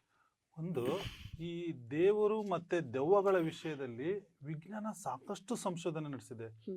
ವಿಜ್ಞಾನ ಇದೆ ಅಂತಾನೂ ಒಪ್ಕೊಳ್ಳಲ್ಲ, ಹ್ಮ್. ಇಲ್ಲ ಅಂತಾನೂ ಕೂಡ ಒಪ್ಕೊಳ್ಳಲ್ಲ. ಅಡ್ಗೋಡೆ ಮೇಲೆ ದೀಪ ವಿಜ್ಞಾನಕ್ಕೆ ಇಟ್ಟಾಗೆ. ಸಮಸ್ಯೆ ಆಗಿರೋ ಈ ಪ್ರಶ್ನೆನ ಅವರು ಇಲ್ಲ ಇಲ್ಲ ಅಂತಂದು ಸ್ಪಷ್ಟೀಕರಣ ಕೊಡ್ಲಿಕ್ಕೆ ಹೊರಟ್ಬಿಟ್ಟವ್ರು ಆಗ್ಲೇ. ಹ್ಮ್. ಈ ಸತ್ಯವನ್ನ ಸಿಗದೆ ಇರ್ತಕ್ಕಂಥ ಕಡೆ ಇವ್ರು ಇದೆ ಅಂತಕ್ಕಂಥ ವಾದ ಅರ್ಧ ಸತ್ಯ ಮಾಡ್ತಾರೆ, ಹೇಳ್ತಾರೆ, ಅರ್ಧ ಅರ್ಧ ಸತ್ಯ ಸತ್ಯ ಹೇಳ್ತಾರೆ.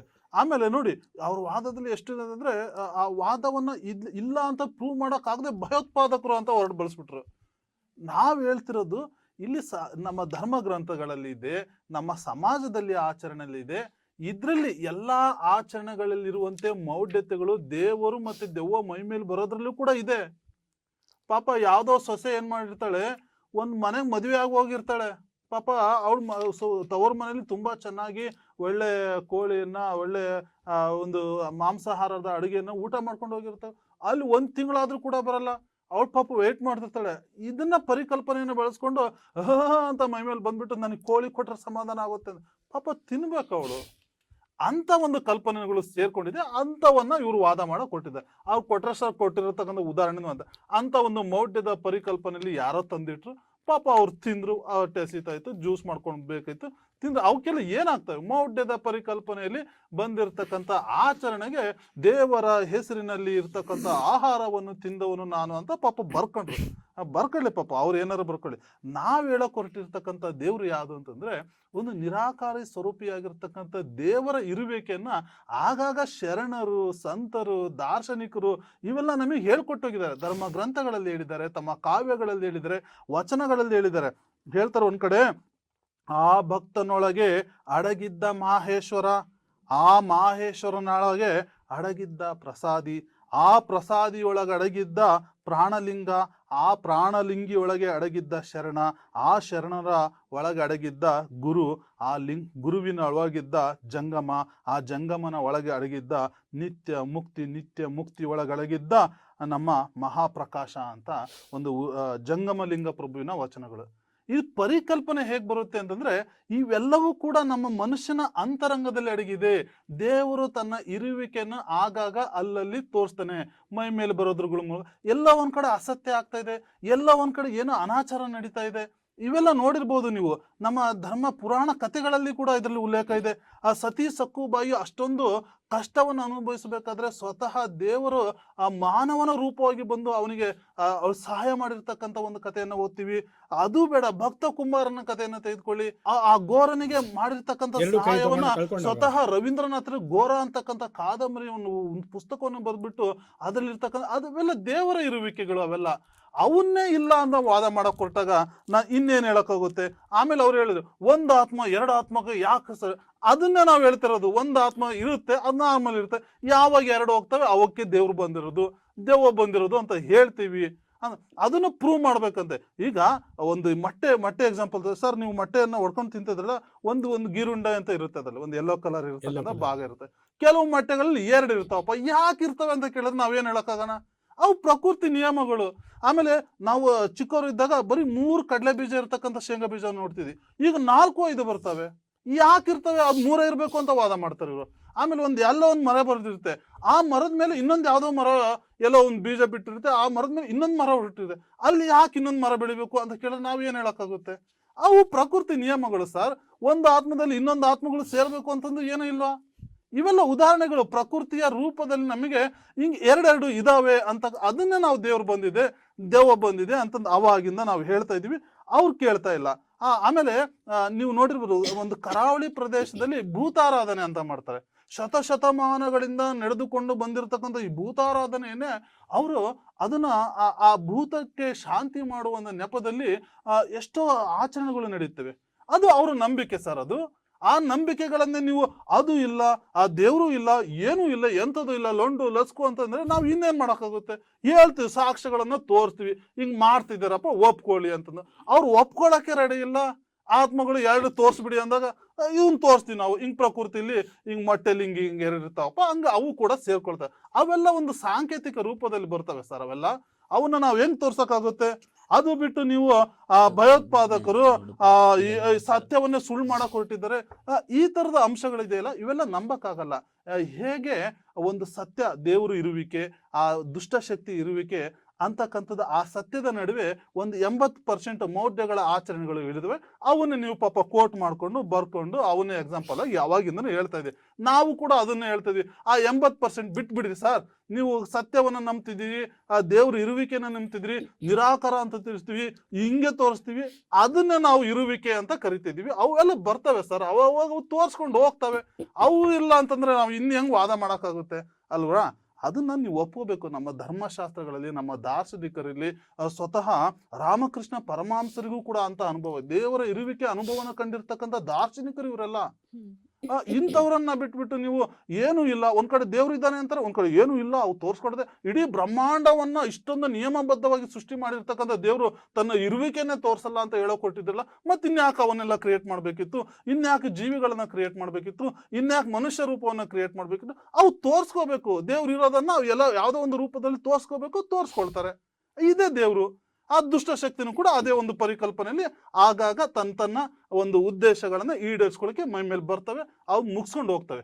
ಅದರ ಜೊತೆಗೆ ಆಗಿರ್ತಕ್ಕಂಥ ಮೌಢ್ಯಗಳನ್ನ ಪಾಪ ಅವ್ರು ಹೇಳಕೊಂಡ್ರೆ ಅದನ್ನ ಬಿಟ್ಬಿಡಿ. ಸೃಷ್ಟಿಸುವಂತ ದೇವರು ಯಾವುದೋ ಒಂದು ರೂಪದಲ್ಲಿ ತನಗೆ ಇಚ್ಛೆ ಬಂದ ಹಾಗೆ ಯಾವ ಒಂದು ರೀತಿಯಲ್ಲಿ ತನ್ನ ಇರುವಿಕೆಯನ್ನ ತೋರ್ಪಡಿಸ್ಬೇಕು ಆ ರೀತಿ ತೋರ್ಪಡಿಸೋ ಪಾಪ ಅವ್ರು ಒಪ್ಕೊಳ್ಳಕ್ಕೆ ರೆಡಿ ಇಲ್ಲ. ಇಷ್ಟೊಂದು ದುಷ್ಟಾಂತಗಳು ಕೊಟ್ಟರು ಕೂಡ ಒಪ್ಕೊಳ್ತಾ ಇಲ್ಲ.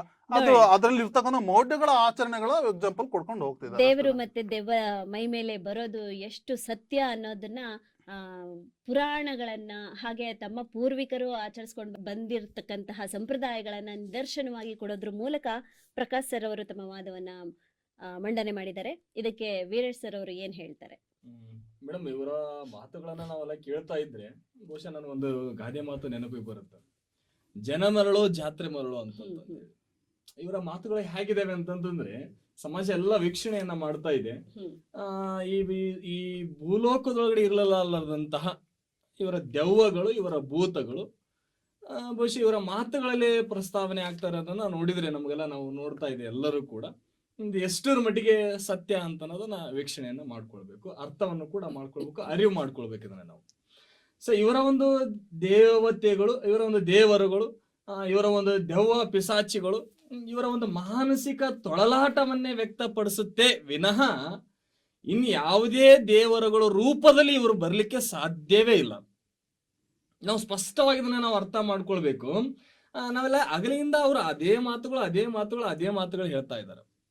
ಸೊ ಆ ಒಂದು ಮಾತುಗಳೆಲ್ಲ ಸ್ಪಷ್ಟತೆನ ನಾವು ತಿಳ್ಕೊಂಡ ನನಗೊಂದು ಎಲ್ಲೋ ಒಂದು ಅನ್ಸುತ್ತೆ, ಬಹುಶಃ ಇವರ ಒಂದು ದೇವರುಗಳು ಅಂತಂದ್ರೆ ಇವರ ಒಂದು ದೇವತೆಗಳಂತಂದ್ರೆ ಅದೇ ಗಂಡು ದೇವರಿಗಿಂತ ಹೆಣ್ಣು ದೇವತೆಗಳೇ ಬಹುಶಃ ಇವರು ಬಹಳಷ್ಟು ಮೈ ಮೇಲೆ ಬರ್ತಾವೆ. ಅದು ಮಾರಮ್ಮ, ಹೆಂಡವ್ವ, ಕಾಳವ್ವ, ಬೀರವ್ವ, ಆ ಬರೇ ಇವೇ ಬರ್ತಾವೆ. ಅವರು ಇಂತಹ ದೇವರುಗಳೇ, ಇಂತಹ ದೇವತೆಗಳೇ ಅವರ ಮೈ ಮೇಲೆ ಬರ್ತಾ ಇದ್ದಾವೆ ವಿನಃ ಮಂಜುನಾಥ ದೇವರ ಮೇಲೆ ಬಂದ, ಆ ದೇವರು ಬಂದ, ಈ ದೇವರು ಬಂದ, ಬಹುಶಃ ಇವರ ಒಂದು ಮಾತುಗಳು ಹೇಗಿದಾವ ಅಂತಂದ್ರೆ ಜನರಿಗೆ ಏನೋ ಒಂದು ದಾರಿಯನ್ನ ತಪ್ಪಿಸುವಂತ ಒಂದು ಕಲ್ಪನೆಗಳನ್ನು ಬಹುಶಃ ಇವರ ಮಾತುಗಳಲ್ಲಿ ನಾವು ಸ್ಪಷ್ಟವಾಗಿ ಅರ್ಥ ಮಾಡ್ಕೊಳ್ತಾ ಇದ್ದೇವೆ. ಇವೆಲ್ಲ ನೋಡಿದ್ರೆ ಆಗಲೇ ಪ್ರಕಾಶ್ ಸರ್ ಹೇಳ್ತಾ ಇದ್ರು, ಇವೆಲ್ಲ ಪ್ರಕೃತಿಯ ಒಂದು ನಿಯಮಗಳನ್ನ ಅವನ್ನೆಲ್ಲ ಹೇಳಿದ್ರೆ ಅವನು ಒಪ್ಕೊಳ್ಳುವಂಥದ್ದೇ, ಪ್ರಕೃತಿ ನಿಯಮಗಳು ಅವನು ಒಪ್ಕೊಳ್ಳುವಂಥದ್ದೇ. ಮನುಷ್ಯರ ಮೇಲೆ ದೆವ್ವಗಳು ಬರ್ತಾ ಇದೆ ಅಂತ ಇದು ಪ್ರಕೃತಿ ನಿಯಮ ಅಲ್ವೇ ಅಲ್ಲ. ಇದು ನಾವು ಮಾಡ್ಕೊಂಡಿರುವಂತದ್ದು, ಇವರ ತಮ್ಮ ಒಂದು ಸ್ವಾರ್ಥಕ್ಕೋಸ್ಕರವನ್ನ ಮಾಡ್ಕೊಂಡಿರುವಂತದ್ದು, ತಮ್ಮ ಒಂದು ಮಾರ್ಗವನ್ನ ಅನ್ಯ ಮಾರ್ಗದ ಕಡೆಗೆ ಹೋಗಲಿಕ್ಕೆ, ಅಂದ್ರೆ ಹೇಳ್ತಲ್ಲ ಅತ್ಯ ಸೊಸೆ ಜಗಳದೊಳಗಡೆ ಗಂಡ ಹೆಂಡತಿ ಜಗಳ, ತಮ್ಮ ಒಂದು ಮಾರ್ಗದ ಬದಲಾವಣೆಯನ್ನ ಮಾಡಿಕೊಳ್ಳೋದಕ್ಕೋಸ್ಕರ ತಾವು ಹುಟ್ಟಿ ಹಾಕೊಂಡಂತ ಒಂದು ಕುತಂತ್ರ ಇದು. ಅದಕ್ಕೆ ದೆವ್ವ ಅಂತ ಹೇಳಿ ಹೆಸರು ಹಣೆ ಪಟ್ಟಿಯನ್ನ ಕಟ್ತಾ ಇದ್ದಾರೆ. ಅದಕ್ಕೆ ದೇವ್ರು ಬಂದಿದ್ದಾನೆ ಅಂತಂದ್ರೆ ಹಣೆ ಪಟ್ಟಿಯನ್ನ ಕಟ್ತಾ ಇದ್ದಾರೆ. ಬಹುಶಃ ಇದನ್ನ ಎಷ್ಟರ ಮಟ್ಟಿಗೆ ಇದನ್ನ ಒಪ್ಕೊಳ್ಳಲಿಕ್ಕೆ ಅವರು ತಯಾರಿದ್ದಾರೆ ಅಂತಂದ್ರೆ ಬಹುಶಃ ಸಮಾಜ ಕೂಡ ಇದನ್ನೆಲ್ಲ ನೋಡ್ತಾ ಇದೆ. ಅದರ ಜೊತೆಗೆ ಅವರೆಲ್ಲ ಹೇಳ್ತಾ ಇದ್ರು, ಇವತ್ತಿನ ಸಮಾಜ ಹೇಗಾಗಿದೆ, ದೇವರ ಮೈ ಮೇಲೆ ಬಂದು ದೇವರ ರೂಪದಲ್ಲಿ ಬಂದು ಹೇಳ್ತಾ ಇದ್ದೇನೆ ಅಂತಂದ್ರೆ ಅಲ್ವಾ, ಅಂದ್ರೆ ದೇವ್ರು ಇದಾನೆ ಅಂತಂದ್ರೆ ದೆವ್ವಗಳು ಇದಾವೆ ಅಂತಂದ್ರೆ ನೀವು ಒಪ್ಕೋರಿ ಅಂತ ಹೇಳಿ ನಮ್ಮನ್ನ ಒತ್ತಾಯ ಪೂರ್ವಕವಾಗಿ ನಮ್ಮನ್ನ ಮುಟ್ಟಿಸ್ತಾ ಇದಾರೆ ಅವರು. ಅಂದ್ರೆ ದೇವ್ರು ಎಷ್ಟು ಮಟ್ಟಿಗೆ ಇದಾನ ಅಂತ ಅದು ಸಾರ್ವತ್ರಿಕ ಸತ್ಯ, ಅದು ದೇವ್ರು ಇದಾನೆ ಅನ್ನೋದು ಸರ್ವಸಾರ್ವತ್ರಿಕ ಸತ್ಯ ಅದು ಅಲ್ವಾ. ಸೊ ಇದು ದೆವ್ವ ಇದಾವೆ ಅಂತನ್ನೋದನ್ನ ಎಷ್ಟರ ಮಟ್ಟಿಗೆ ಒಪ್ಕೊಳ್ಳಲಿಕ್ಕೆ ಸಾಧ್ಯ ಅಲ್ವಾ. ಈ ಸುಳ್ಳನ್ನ ನೀವು ಸತ್ಯ ಒಪ್ಕೊಳ್ರಿ ಅನ್ನೋ ಲೆವೆಲ್ಗೆ ಅವರ ಮಾತುಗಳನ್ನ ನೋಡಿದ್ರ ನಮ್ಗೊಂಥರ ಎಲ್ಲೋ ನಗು ಬರುತ್ತೆ. ಸೊ ಹಿಂಗಾಗಿ ಈ ಸುಳ್ಳನ್ನ ಸತ್ಯ ಇದೆ ಅನ್ನೋ ಮಾತನ್ನ ಹೇಳ್ತಾ ಇರೋದು ನೋಡಿದ್ರೆ ಬಹಳಷ್ಟು ಖೇದ ಅಂತ ಅನ್ಸುತ್ತ. ಮತ್ತು ಒಳ್ಳೆ ಜನರನ್ನ ಅದೇ ಬಾವಿಗೆ ಇವರು ದೂಡುವಂತ ಒಂದು ಪ್ರಯತ್ನವನ್ನ ಇವರು ಮಾಡ್ತಾ ಇದಾರೆ ಅಂತಂದ್ರೆ ಬಹುಶಃ ನಾವು ಒಪ್ಕೊಳ್ಳಲಿಕ್ಕೆ ಸಾಧ್ಯ ಇಲ್ಲ ಅನ್ನೋ ಮಾತನ್ನ ಹೇಳ್ತಾ ಇದೀನಿ. ಸೊ ಯಾವ ದೇವರುಗಳು, ಯಾವ ದೆವ್ವ ಭೂತ ಪಿಸಾಚಿಗಳು ಯಾರ ಮೈ ಮೇಲೆ ಬರ್ಲಿಕ್ಕೆ ಸಾಧ್ಯವೇ ಇಲ್ಲ ಅನ್ನೋದು ಮಾತನ್ನ ನಾನು ಸ್ಪಷ್ಟವಾಗಿ ತಿಳಿದುಕೊಳ್ತೀನಿ. ಸಾರ್ವಜನಿಕರು ಕೂಡ, ಸೊ ಪ್ರೇಕ್ಷಕರು ಕೂಡ ಇದನ್ನ ತಾವೆಲ್ಲರೂ ಕೂಡ ಅರ್ಥ ಮಾಡ್ಕೊಳ್ಬೇಕು. ಜಗತ್ತಿನಲ್ಲಿ ಹೆಚ್ಚು ಪ್ರಸಿದ್ಧಿಯನ್ನ ಪಡೆದಂತಹ ದೇವರುಗಳು ಅಂತ ಏನ್ ಅನ್ನಿಸ್ಕೊಂಡಿದ್ದಾರೆ, ಆ ದೇವರುಗಳು ಯಾಕೆ ಮೈ ಮೇಲೆ ಬರಲ್ಲ? ಯಾವುದೋ ಒಂದು ಕುಗ್ರಾಮದಲ್ಲಿ ಆರಾಧಿಸುವಂತಹ ಈ ಭೂತಾರಾಧನೆ ಇರ್ಬೋದು, ಅಥವಾ ಕೆಂಪಮ್ಮ, ಚೌಡಮ್ಮ, ರುದ್ರಮ್ಮ, ಮುನಿಯಮ್ಮ, ಇಂಥ ದೇವತೆಗಳ ಯಾಕೆ ಮೈ ಮೇಲೆ ಬರ್ತಾ ಇದೆ? ಅದರಲ್ಲೂ ಒಂದು ಹಳ್ಳಿಯ ಹೆಣ್ಣು ಮಕ್ಕಳ ಮೇಲೆ ಯಾಕೆ ಬರ್ತಾ ಇದೆ? ಈ ಒಂದು ಪ್ರಶ್ನೆಯನ್ನ ಹಾಕ್ತಾ ಇದೆಲ್ಲ ಶುದ್ಧ ಸುಳ್ಳು, ದೇವರು ದೆವ್ವ ಯಾವುದೂ ಮೈ ಮೇಲೆ ಬರಲ್ಲ, ಅದು ಅವರವರ ಮಾನಸಿಕ ಸ್ಥಿತಿ ಅಷ್ಟೇ ಅನ್ನೋ ಒಂದು ವಾದಕ್ಕೆ ಸತೀಶ್ ಸರ್ ಅವರು ಏನ್ ಹೇಳ್ತಾರೆ? ವೀರೇಶ್ ಸರಲ್ಲಿ ಒಂದು ಪ್ರಶ್ನೆ ನನಗೆ. ಅವರು ಸ್ಪಷ್ಟವಾಗಿ ಅಂತ ಹೇಳ್ತಾರೆ, ಆಮೇಲೆ ನಾವು ಒಪ್ಕೊಳ್ಳೋಕೆ ಸಾಧ್ಯ ಇಲ್ಲ ಅಂತ ಹೇಳಿದ್ರೆ ಸಮಾಜ ಒಪ್ಕೊಳ್ಳೋಕೆ ಸಾಧ್ಯ ಇಲ್ಲ ಅಂತ ಹೇಳ್ತಾರೆ. ಯಾಕೆ ಒಪ್ಕೊಳ್ಳೋಕೆ ಸಾಧ್ಯ ಇಲ್ಲ ಅನ್ನೋ ವಿಚಾರವನ್ನು ಸಾಬೀತುಪಡಿಸೋದ್ರಲ್ಲಿ ಅವರು ವಿಫಲರಾಗ್ತಾ ಇದ್ದಾರೆ. ಅದನ್ನು ಹೇಳ್ತಾ ಇಲ್ಲ, ಯಾಕೆ ಒಪ್ಕೊಳ್ಳೋಕೆ ಆಗಲ್ಲ ಅಂತ ಹೇಳ್ತಾ ಇಲ್ಲ. ದೃಷ್ಟಾಂತಗಳಿಲ್ಲ ಇಲ್ಲಿ. ಅವ್ರು ಹೇಳ್ತಾರೆ, ನಾವು ಹೇಳಿದ್ದಾನೆ ತಿರುಗ್ತಾರೆ, ಮತ್ತೆ ಅದನ್ನ ಒಪ್ಕೊಳ್ಳೋಕ್ಕಾಗಲ್ಲ, ಸ್ಪಷ್ಟವಾಗಿ ಒಪ್ಕೊಳ್ಳೋಕ್ಕಾಗಲ್ಲ, ಸಮಾಜ ಒಪ್ಕೊಳ್ಳಲ್ಲ, ಅದನ್ನೇ ಹೇಳ್ತಾ ಬರ್ತಾರೆ, ಸ್ಪಷ್ಟತೆ ಹೇಳ್ದ. ಆದ್ರೆ ನಾನು ಒಂದು ಮಾತು ಹೇಳ್ತೀನಿ. ಅವರು ಒಂದು ಒಳ್ಳೆಯ ವಿಚಾರ ಹೇಳಿದ್ರು, ಏನು ಉದರ ನಿಮಿತ್ತಂ ಬಹುಕೃತ ವೇಷಂ ಅಂತ ಅಲ್ಲಿ ಹೇಳ್ತಾ ಇದ್ದಾರೆ ಇವರು. ಹಾಗಾಗಿ ಉದರ ನಿರ್ಮಿತ ಇದರಲ್ಲಿ ನಡೀತಾ ಇದೆ ಅಂತ. ಉದರ ವೈರಾಗ್ಯವಿದು ಸ್ವಾಮಿ, ಉದರ ವೈರಾಗ್ಯವಿದು, ಪದುಮನಾಭನಲ್ಲಿ ಶ್ಲೇಷ ಭಕುತಿ ಇಲ್ಲ, ಉದರ ವೈರಾಗ್ಯವಿದು. ಅದನ್ನ ನೀವು ಹೇಳ್ಕೋಬೇಕಾಗುತ್ತೆ. ಸ್ವಲ್ಪ ಆದ್ರೂ ಭಕ್ತಿ ಇಟ್ಕೊಳ್ಳಿ ಸ್ವಾಮಿ. ದೇವ್ರ ಇದೆ ಅಂತ ನೀವು ಸಾಬೀತುಪಡಿಸಕ್ ಮುಂದಾಗ್ತೀರಿ, ಕೈಯಲ್ಲೇ ಆಕಾರ ಬೇರೆ ಬೇರೆ ಆಕಾರಗಳನ್ನು ತೋರ್ಸಕ್ ಬರ್ತೀರಿ. ಹಂಗಾದಾಗ ದೇವರನ್ನ ಪರಿಕಲ್ಪನೆಯನ್ನು ಯಾಕೆ ಒಪ್ಪಲ್ಲ? ದೇವ್ರ ಮೈ ಮೇಲೆ ಬರ್ತಾರಂತ ಯಾಕೆ ಒಪ್ಕೊಳ್ಳಲ್ಲ? ದೈವಾಂಶ ಸಂಭೂತರು ಇದ್ದಾರೆ ಅಂತ ಯಾಕೆ ಒಪ್ಕೊಳ್ಳಲ್ಲ? ಇಲ್ಲಿ ಒಂದು ಹೇಳ್ತೀನಿ ನಾನು. ರಾಘವೇಂದ್ರ ಸ್ವಾಮಿಗಳ ಒಂದು ವೃತ್ತಾಂತವನ್ನು ಹೇಳ್ತೀನಿ. ನೀವು ರಾಘವೇಂದ್ರ ಸ್ವಾಮಿಗಳ ಪವಾಡದ ಕಥೆಗಳನ್ನು ಕೇಳಿದಾಗ ಅವರನ್ನು ಕೂಡ ದೇವರಲ್ಲ ಅಂತ ಹೇಳ್ಬೋದು ನೀವು. ಅವರು ದೇವರಲ್ಲ ಅಂತ ದೇವರ ಇರುವಿಕೆ ಕಂಡಿರ್ತಕ್ಕಂಥ, ದೇವರ ಇರುವಿಕೆಯನ್ನು ಕಂಡಿಡ್ಕೊಂತಾರೆ. ಆಮೇಲೆ ಹೇಳ್ಬೇಕಾರೆ, ಆಮೇಲೆ ಸ್ಪಷ್ಟವಾಗಿ ಆಮೇಲೆ ಹೇಳಿ ಮತ್ತೆ ನೀವು, ಆಯ್ತಾ? ದೇವರ ಇರುವಿಕೆಯನ್ನು ಹೇಳಿದ ರಾಘವೇಂದ್ರ ಸ್ವಾಮಿಗಳು ಒಂದು ಸಲ ಪ್ರವಚನ ಮಾಡೋಕ್ಕೆ ಮುಂದಾದಾಗ, ಒಂದು ಸಾರಿ ಅಲ್ಲಿ ಆ ಪ್ರವಚನ ಮಾಡ್ತಕ್ಕಂಥ ಮನೆಯಲ್ಲಿ ಮಗು ಪಾಯಸದ ಪಾತ್ರೆಗೆ ಬಿದ್ದುಬಿಡುತ್ತೆ. ಆ ಪಾಯಸದ ಪಾತ್ರೆಗೆ ಬಿದ್ದಾಗ ಆ ವ್ರತವನ್ನು ಮಾಡ್ತಿರ್ತಕ್ಕಂಥ ಜನ, ರಾಘವೇಂದ್ರ ಸ್ವಾಮಿಗಳು ಪ್ರವಚನ ಕೊಡ್ತಾ ಇದ್ದಾರೆ, ಆ ತಾಯಿ ತನಗೆ ಇರ್ತಕ್ಕಂಥ ಒಬ್ಬನೇ ಮಗನನ್ನು ನೀನು ಬದುಕಿಸ್ಕೊಡಿ ಅಂತಂದಾಗ ತೀರ್ಥವನ್ನು ಕ್ಷಮಿಸೋದರ ಮೂಲಕ ಆ ಮಗುವಿಗೆ ಜೀವದಾನವನ್ನು ಕೊಡ್ತಾರೆ. ಇದು ದೇವರ ಇರುವಿಕೆಯನ್ನು ನೋಡಿರ್ತಕ್ಕಂಥ ರಾಘವೇಂದ್ರ ಸ್ವಾಮಿಗಳ ಒಂದು ಪವಾಡ ಅದು. ಅದೇ ರೀತಿ ಭೂತದೊಂದಿಗೆ ಸಂಭಾಷಣೆ ಮಾಡಿರ್ತಕ್ಕಂಥ ಒಂದು ವಿಚಾರಗಳು ಕೂಡ ರಾಘವೇಂದ್ರ ಸ್ವಾಮಿಗಳ ಜೀವನ ಚರಿತ್ರೆಯಲ್ಲಿ ಬರುತ್ತೆ. ಅದೇ ರೀತಿ ಒಂದು ಸಾಲಿ ಅವರು ದೇಶ ಪರ್ಯಟನೆ ಮಾಡ್ಕೊಂಡು ಹೋಗ್ಬೇಕಾದ್ರೆ ಮೋಸ್ಟ್ಲಿ ಆ ಒಂದು ದೊರೆಯ, ಒಂದು ಇಸ್ಲಾಂ ದೊರೆ, ಅವನು ಮುಸ್ಲಿಂ ದೊರೆ, ಒಂದು ನವಾಬನ ಆಸ್ಥಾನಕ್ಕೆ ಹೋಗ್ತಾರೆ. ನವಾಬ ಇವರಲ್ಲಿರ್ತಕ್ಕಂಥ ದೈವಿಕ ಕಲ್ಪನೆಯನ್ನು, ದೈವಿಕ ಭಾವನೆಗಳನ್ನು ಸುಳ್ಳು ಮಾಡಬೇಕು, ಜಗತ್ತಿನ ಮುಂದೆ ಅವರ ನಗೆಪಾಟಲಿಗೆ ತೋರಿಸ್ಬೇಕು ಅನ್ನೋ ಉದ್ದೇಶದಿಂದ ತಾನು ಕಾಣಿಕೆ ಕೊಡೋಕ್ಕೆ ಬಂದಿರತಕ್ಕಂಥ ಇದರಲ್ಲಿ ಪಾತ್ರೆಯಲ್ಲಿ ಮಾಂಸವನ್ನು ತುಂಬಿಡ್ತಾನೆ. ಮಾಂಸವನ್ನು ತುಂಬಿ ಅದನ್ನು ಅವರ ಕೊಡುಗೆಯಾಗಿ ಅವರಿಗೆ ಕೊಡೋಕ್ಕೆ ಮುಂದಾಗ್ತಾನೆ. ರಾಘವೇಂದ್ರ ಸ್ವಾಮಿಗಳಿಗೆ ದಿವ್ಯಜ್ಞಾನದಿಂದ ಅವನು ಇಟ್ಕೊಂಡಿರ್ತಕ್ಕಂಥ ಮಾಂಸ ಅಂತ ಗೊತ್ತಾಗುತ್ತೆ. ಅದನ್ನು ಓಪನ್ ಮಾಡಿ ನೋಡಿದಾಗ ಅಲ್ಲಿ ಹಣ್ಣು ಹಂಪಲುಗಳು ತುಂಬಿಕೊಳ್ಳಿ. ಇದು ಒಂದು ಪವಾಟ. ಅದೇ ರೀತಿ ಶಿಶುನಾಳ ಶರೀಫರ ಒಂದು ಕಥೆಯಲ್ಲಿ ಒಂದು ಕಡೆ ಬರುತ್ತೆ. ನೀವು ಕೂಡ ಅದೇ ಜಿಲ್ಲೆಯಲ್ಲಿ ಇದ್ದೀರಿ, ಆ ಜಿಲ್ಲೆಯಲ್ಲಿ ಇರ್ತಕ್ಕಂಥ ಶರೀಫರ ಪವಾಡವನ್ನು ನೀವು ಗಮನಿಸಿಲ್ಲ ಅಂತ ಅಂದಾಗ ಅದು ತೀರಾ ಬೇಸರ ಅನ್ಸುತ್ತೆ. ಕೇಳಿ ಶರೀಫರು ಅವರ ಗುರು ಗೋವಿಂದ ಭಟ್ಟ ಅವರ ಗುರುಗಳು, ಅವರು ಸೇಂದಿಯನ್ನ ಶಂಕರಿ ಅನ್ನೋ ಪದದಲ್ಲಿ ಬಳಸ್ತಾರೆ ಅವರ ಕಥೆ. ಶಂಕರಿ ಇಲ್ಲ ಅಲ್ಲೋ ಶರೀಫ, ಶಂಕರಿ ಬೇಕಾಗತ್ತೆ ಅಂತಂದಾಗ ಅವತ್ತು ದುಡ್ಡು ಇರಲ್ಲ, ಗುರುವಿನ ಆಸೆಯನ್ನು ಈಡೇರಿಸಬೇಕು. ಇಲ್ಲಿ ಶಂಕರಿ ಸಿಗ್ತಾ ಇಲ್ಲ, ಶಂಕರಿ ತರಬೇಕಂದ್ರೆ ದುಡ್ಡು ಬೇಕು. ಆ ಸಂದರ್ಭದಲ್ಲಿ ಆ ಕಾಳಿ ಮಾತೆಯ ದೇವಸ್ಥಾನಕ್ಕೆ ಹೋಗಿ ಕಾಳಿ ಮಾತೆಯ ಧರಿಸಿರ್ತಕ್ಕಂಥ ಮೂಗುಬಟ್ಟನ್ನು ಕದೀತಾರವರು. ಮೂಗುಬಟ್ಟನ್ನು ಕದ್ದು ಅದನ್ನು ಮಾರಾಟ ಮಾಡಿ ಗುರುಗಳಿಗೆ ಶಂಕರಿಯನ್ನು ತಂದು ಕೊಡ್ತಾರೆ. ಇದನ್ನು ನೋಡಿರ್ತಕ್ಕಂಥ ಅವರ ಶರೀಫರ ಪವಾಡವನ್ನು ವಿರೋಧ ಮಾಡ್ತಕ್ಕಂಥ ಒಂದು ಪಂಗಡ ಏನು ಮಾಡ್ತಿದ್ದೆ, ಈ ಹಳ್ಳಿಯಲ್ಲಿ ಪೂರ ಅದ್ರ ಪ್ರಚಾರ ಮಾಡುತ್ತೆ. ಶಂಕರಿಯ ಕಾಳಿಯ ಮೂಬಟ್ಟನ್ನು ಕದ್ದಿರ್ತಕ್ಕಂಥ ಶರೀಫ ಅಂಥೇಳಿ ಎಲ್ಲರೂ ಒಗ್ಗೂಡಿ ಅವರಿಗೆ ವಿರೋಧವನ್ನು ವ್ಯಕ್ತಪಡಿಸೋಕ್ಕೆ ಬರ್ತಾರೆ. ಆ ಸಂದರ್ಭದಲ್ಲಿ ನಾನೆಲ್ಲಿ ಕದ್ದಿದ್ದೀನಿ, ಕಳ್ತನ ಮಾಡ್ತಕ್ಕಂಥ ಪ್ರಶ್ನೆಯೇ ನಮ್ಮಲ್ಲಿ ಬಂದ, ಆ ಕಾಳಿಯ ನನಗೆ ಕೊಟ್ಲು ಅನ್ನೋ ಒಂದು ವಿಚಾರವನ್ನು ಹೇಳಿದಾಗ ನಾವು ಕದ್ದಿಲ್ಲ ನೋಡೋಗಿ ಅಂತ ಹೇಳಿದ. ಆ ದೇವಸ್ಥಾನದ ಬಾಗಿಲಿಂದ ತೆಗೆದು ನೋಡಿದಾಗ ಪವಾಡ ಸದೃಶವಾಗಿ ಕಾಳಿಯ ಮೂಗಲ್ಲಿ ಯಥಾಸ್ಥಿತಿಯಲ್ಲಿ ಆ ಮುಗ್ಬಿಟ್ಟಿರುತ್ತೆ. ಇವೆಲ್ಲ ಘಟನೆಗಳು ನಾನು ಹೇಳ್ತಾ ಇದ್ದೀನಿ ಅಂತ ಅಂದಾಗ ಅದು ದೇವರ ಪರಿಕಲ್ಪನೆಯನ್ನು ಪ್ರಸ್ತುತಪಡಿಸ್ತಕ್ಕಂಥ ವಿಚಾರಗಳು. ಹಾಗಾಗಿ ದೇವರುಗಳು ಇದೆಲ್ಲ ಪವಾಡವನ್ನು ಮಾಡಿರ್ತಕ್ಕಂಥದ್ದು, ದೇವರು ಮೈ ಮೇಲೆ ಬಂದಿರ್ತಕ್ಕಂಥ ಮಾಡಿರ್ತಕ್ಕಂಥದ್ದು.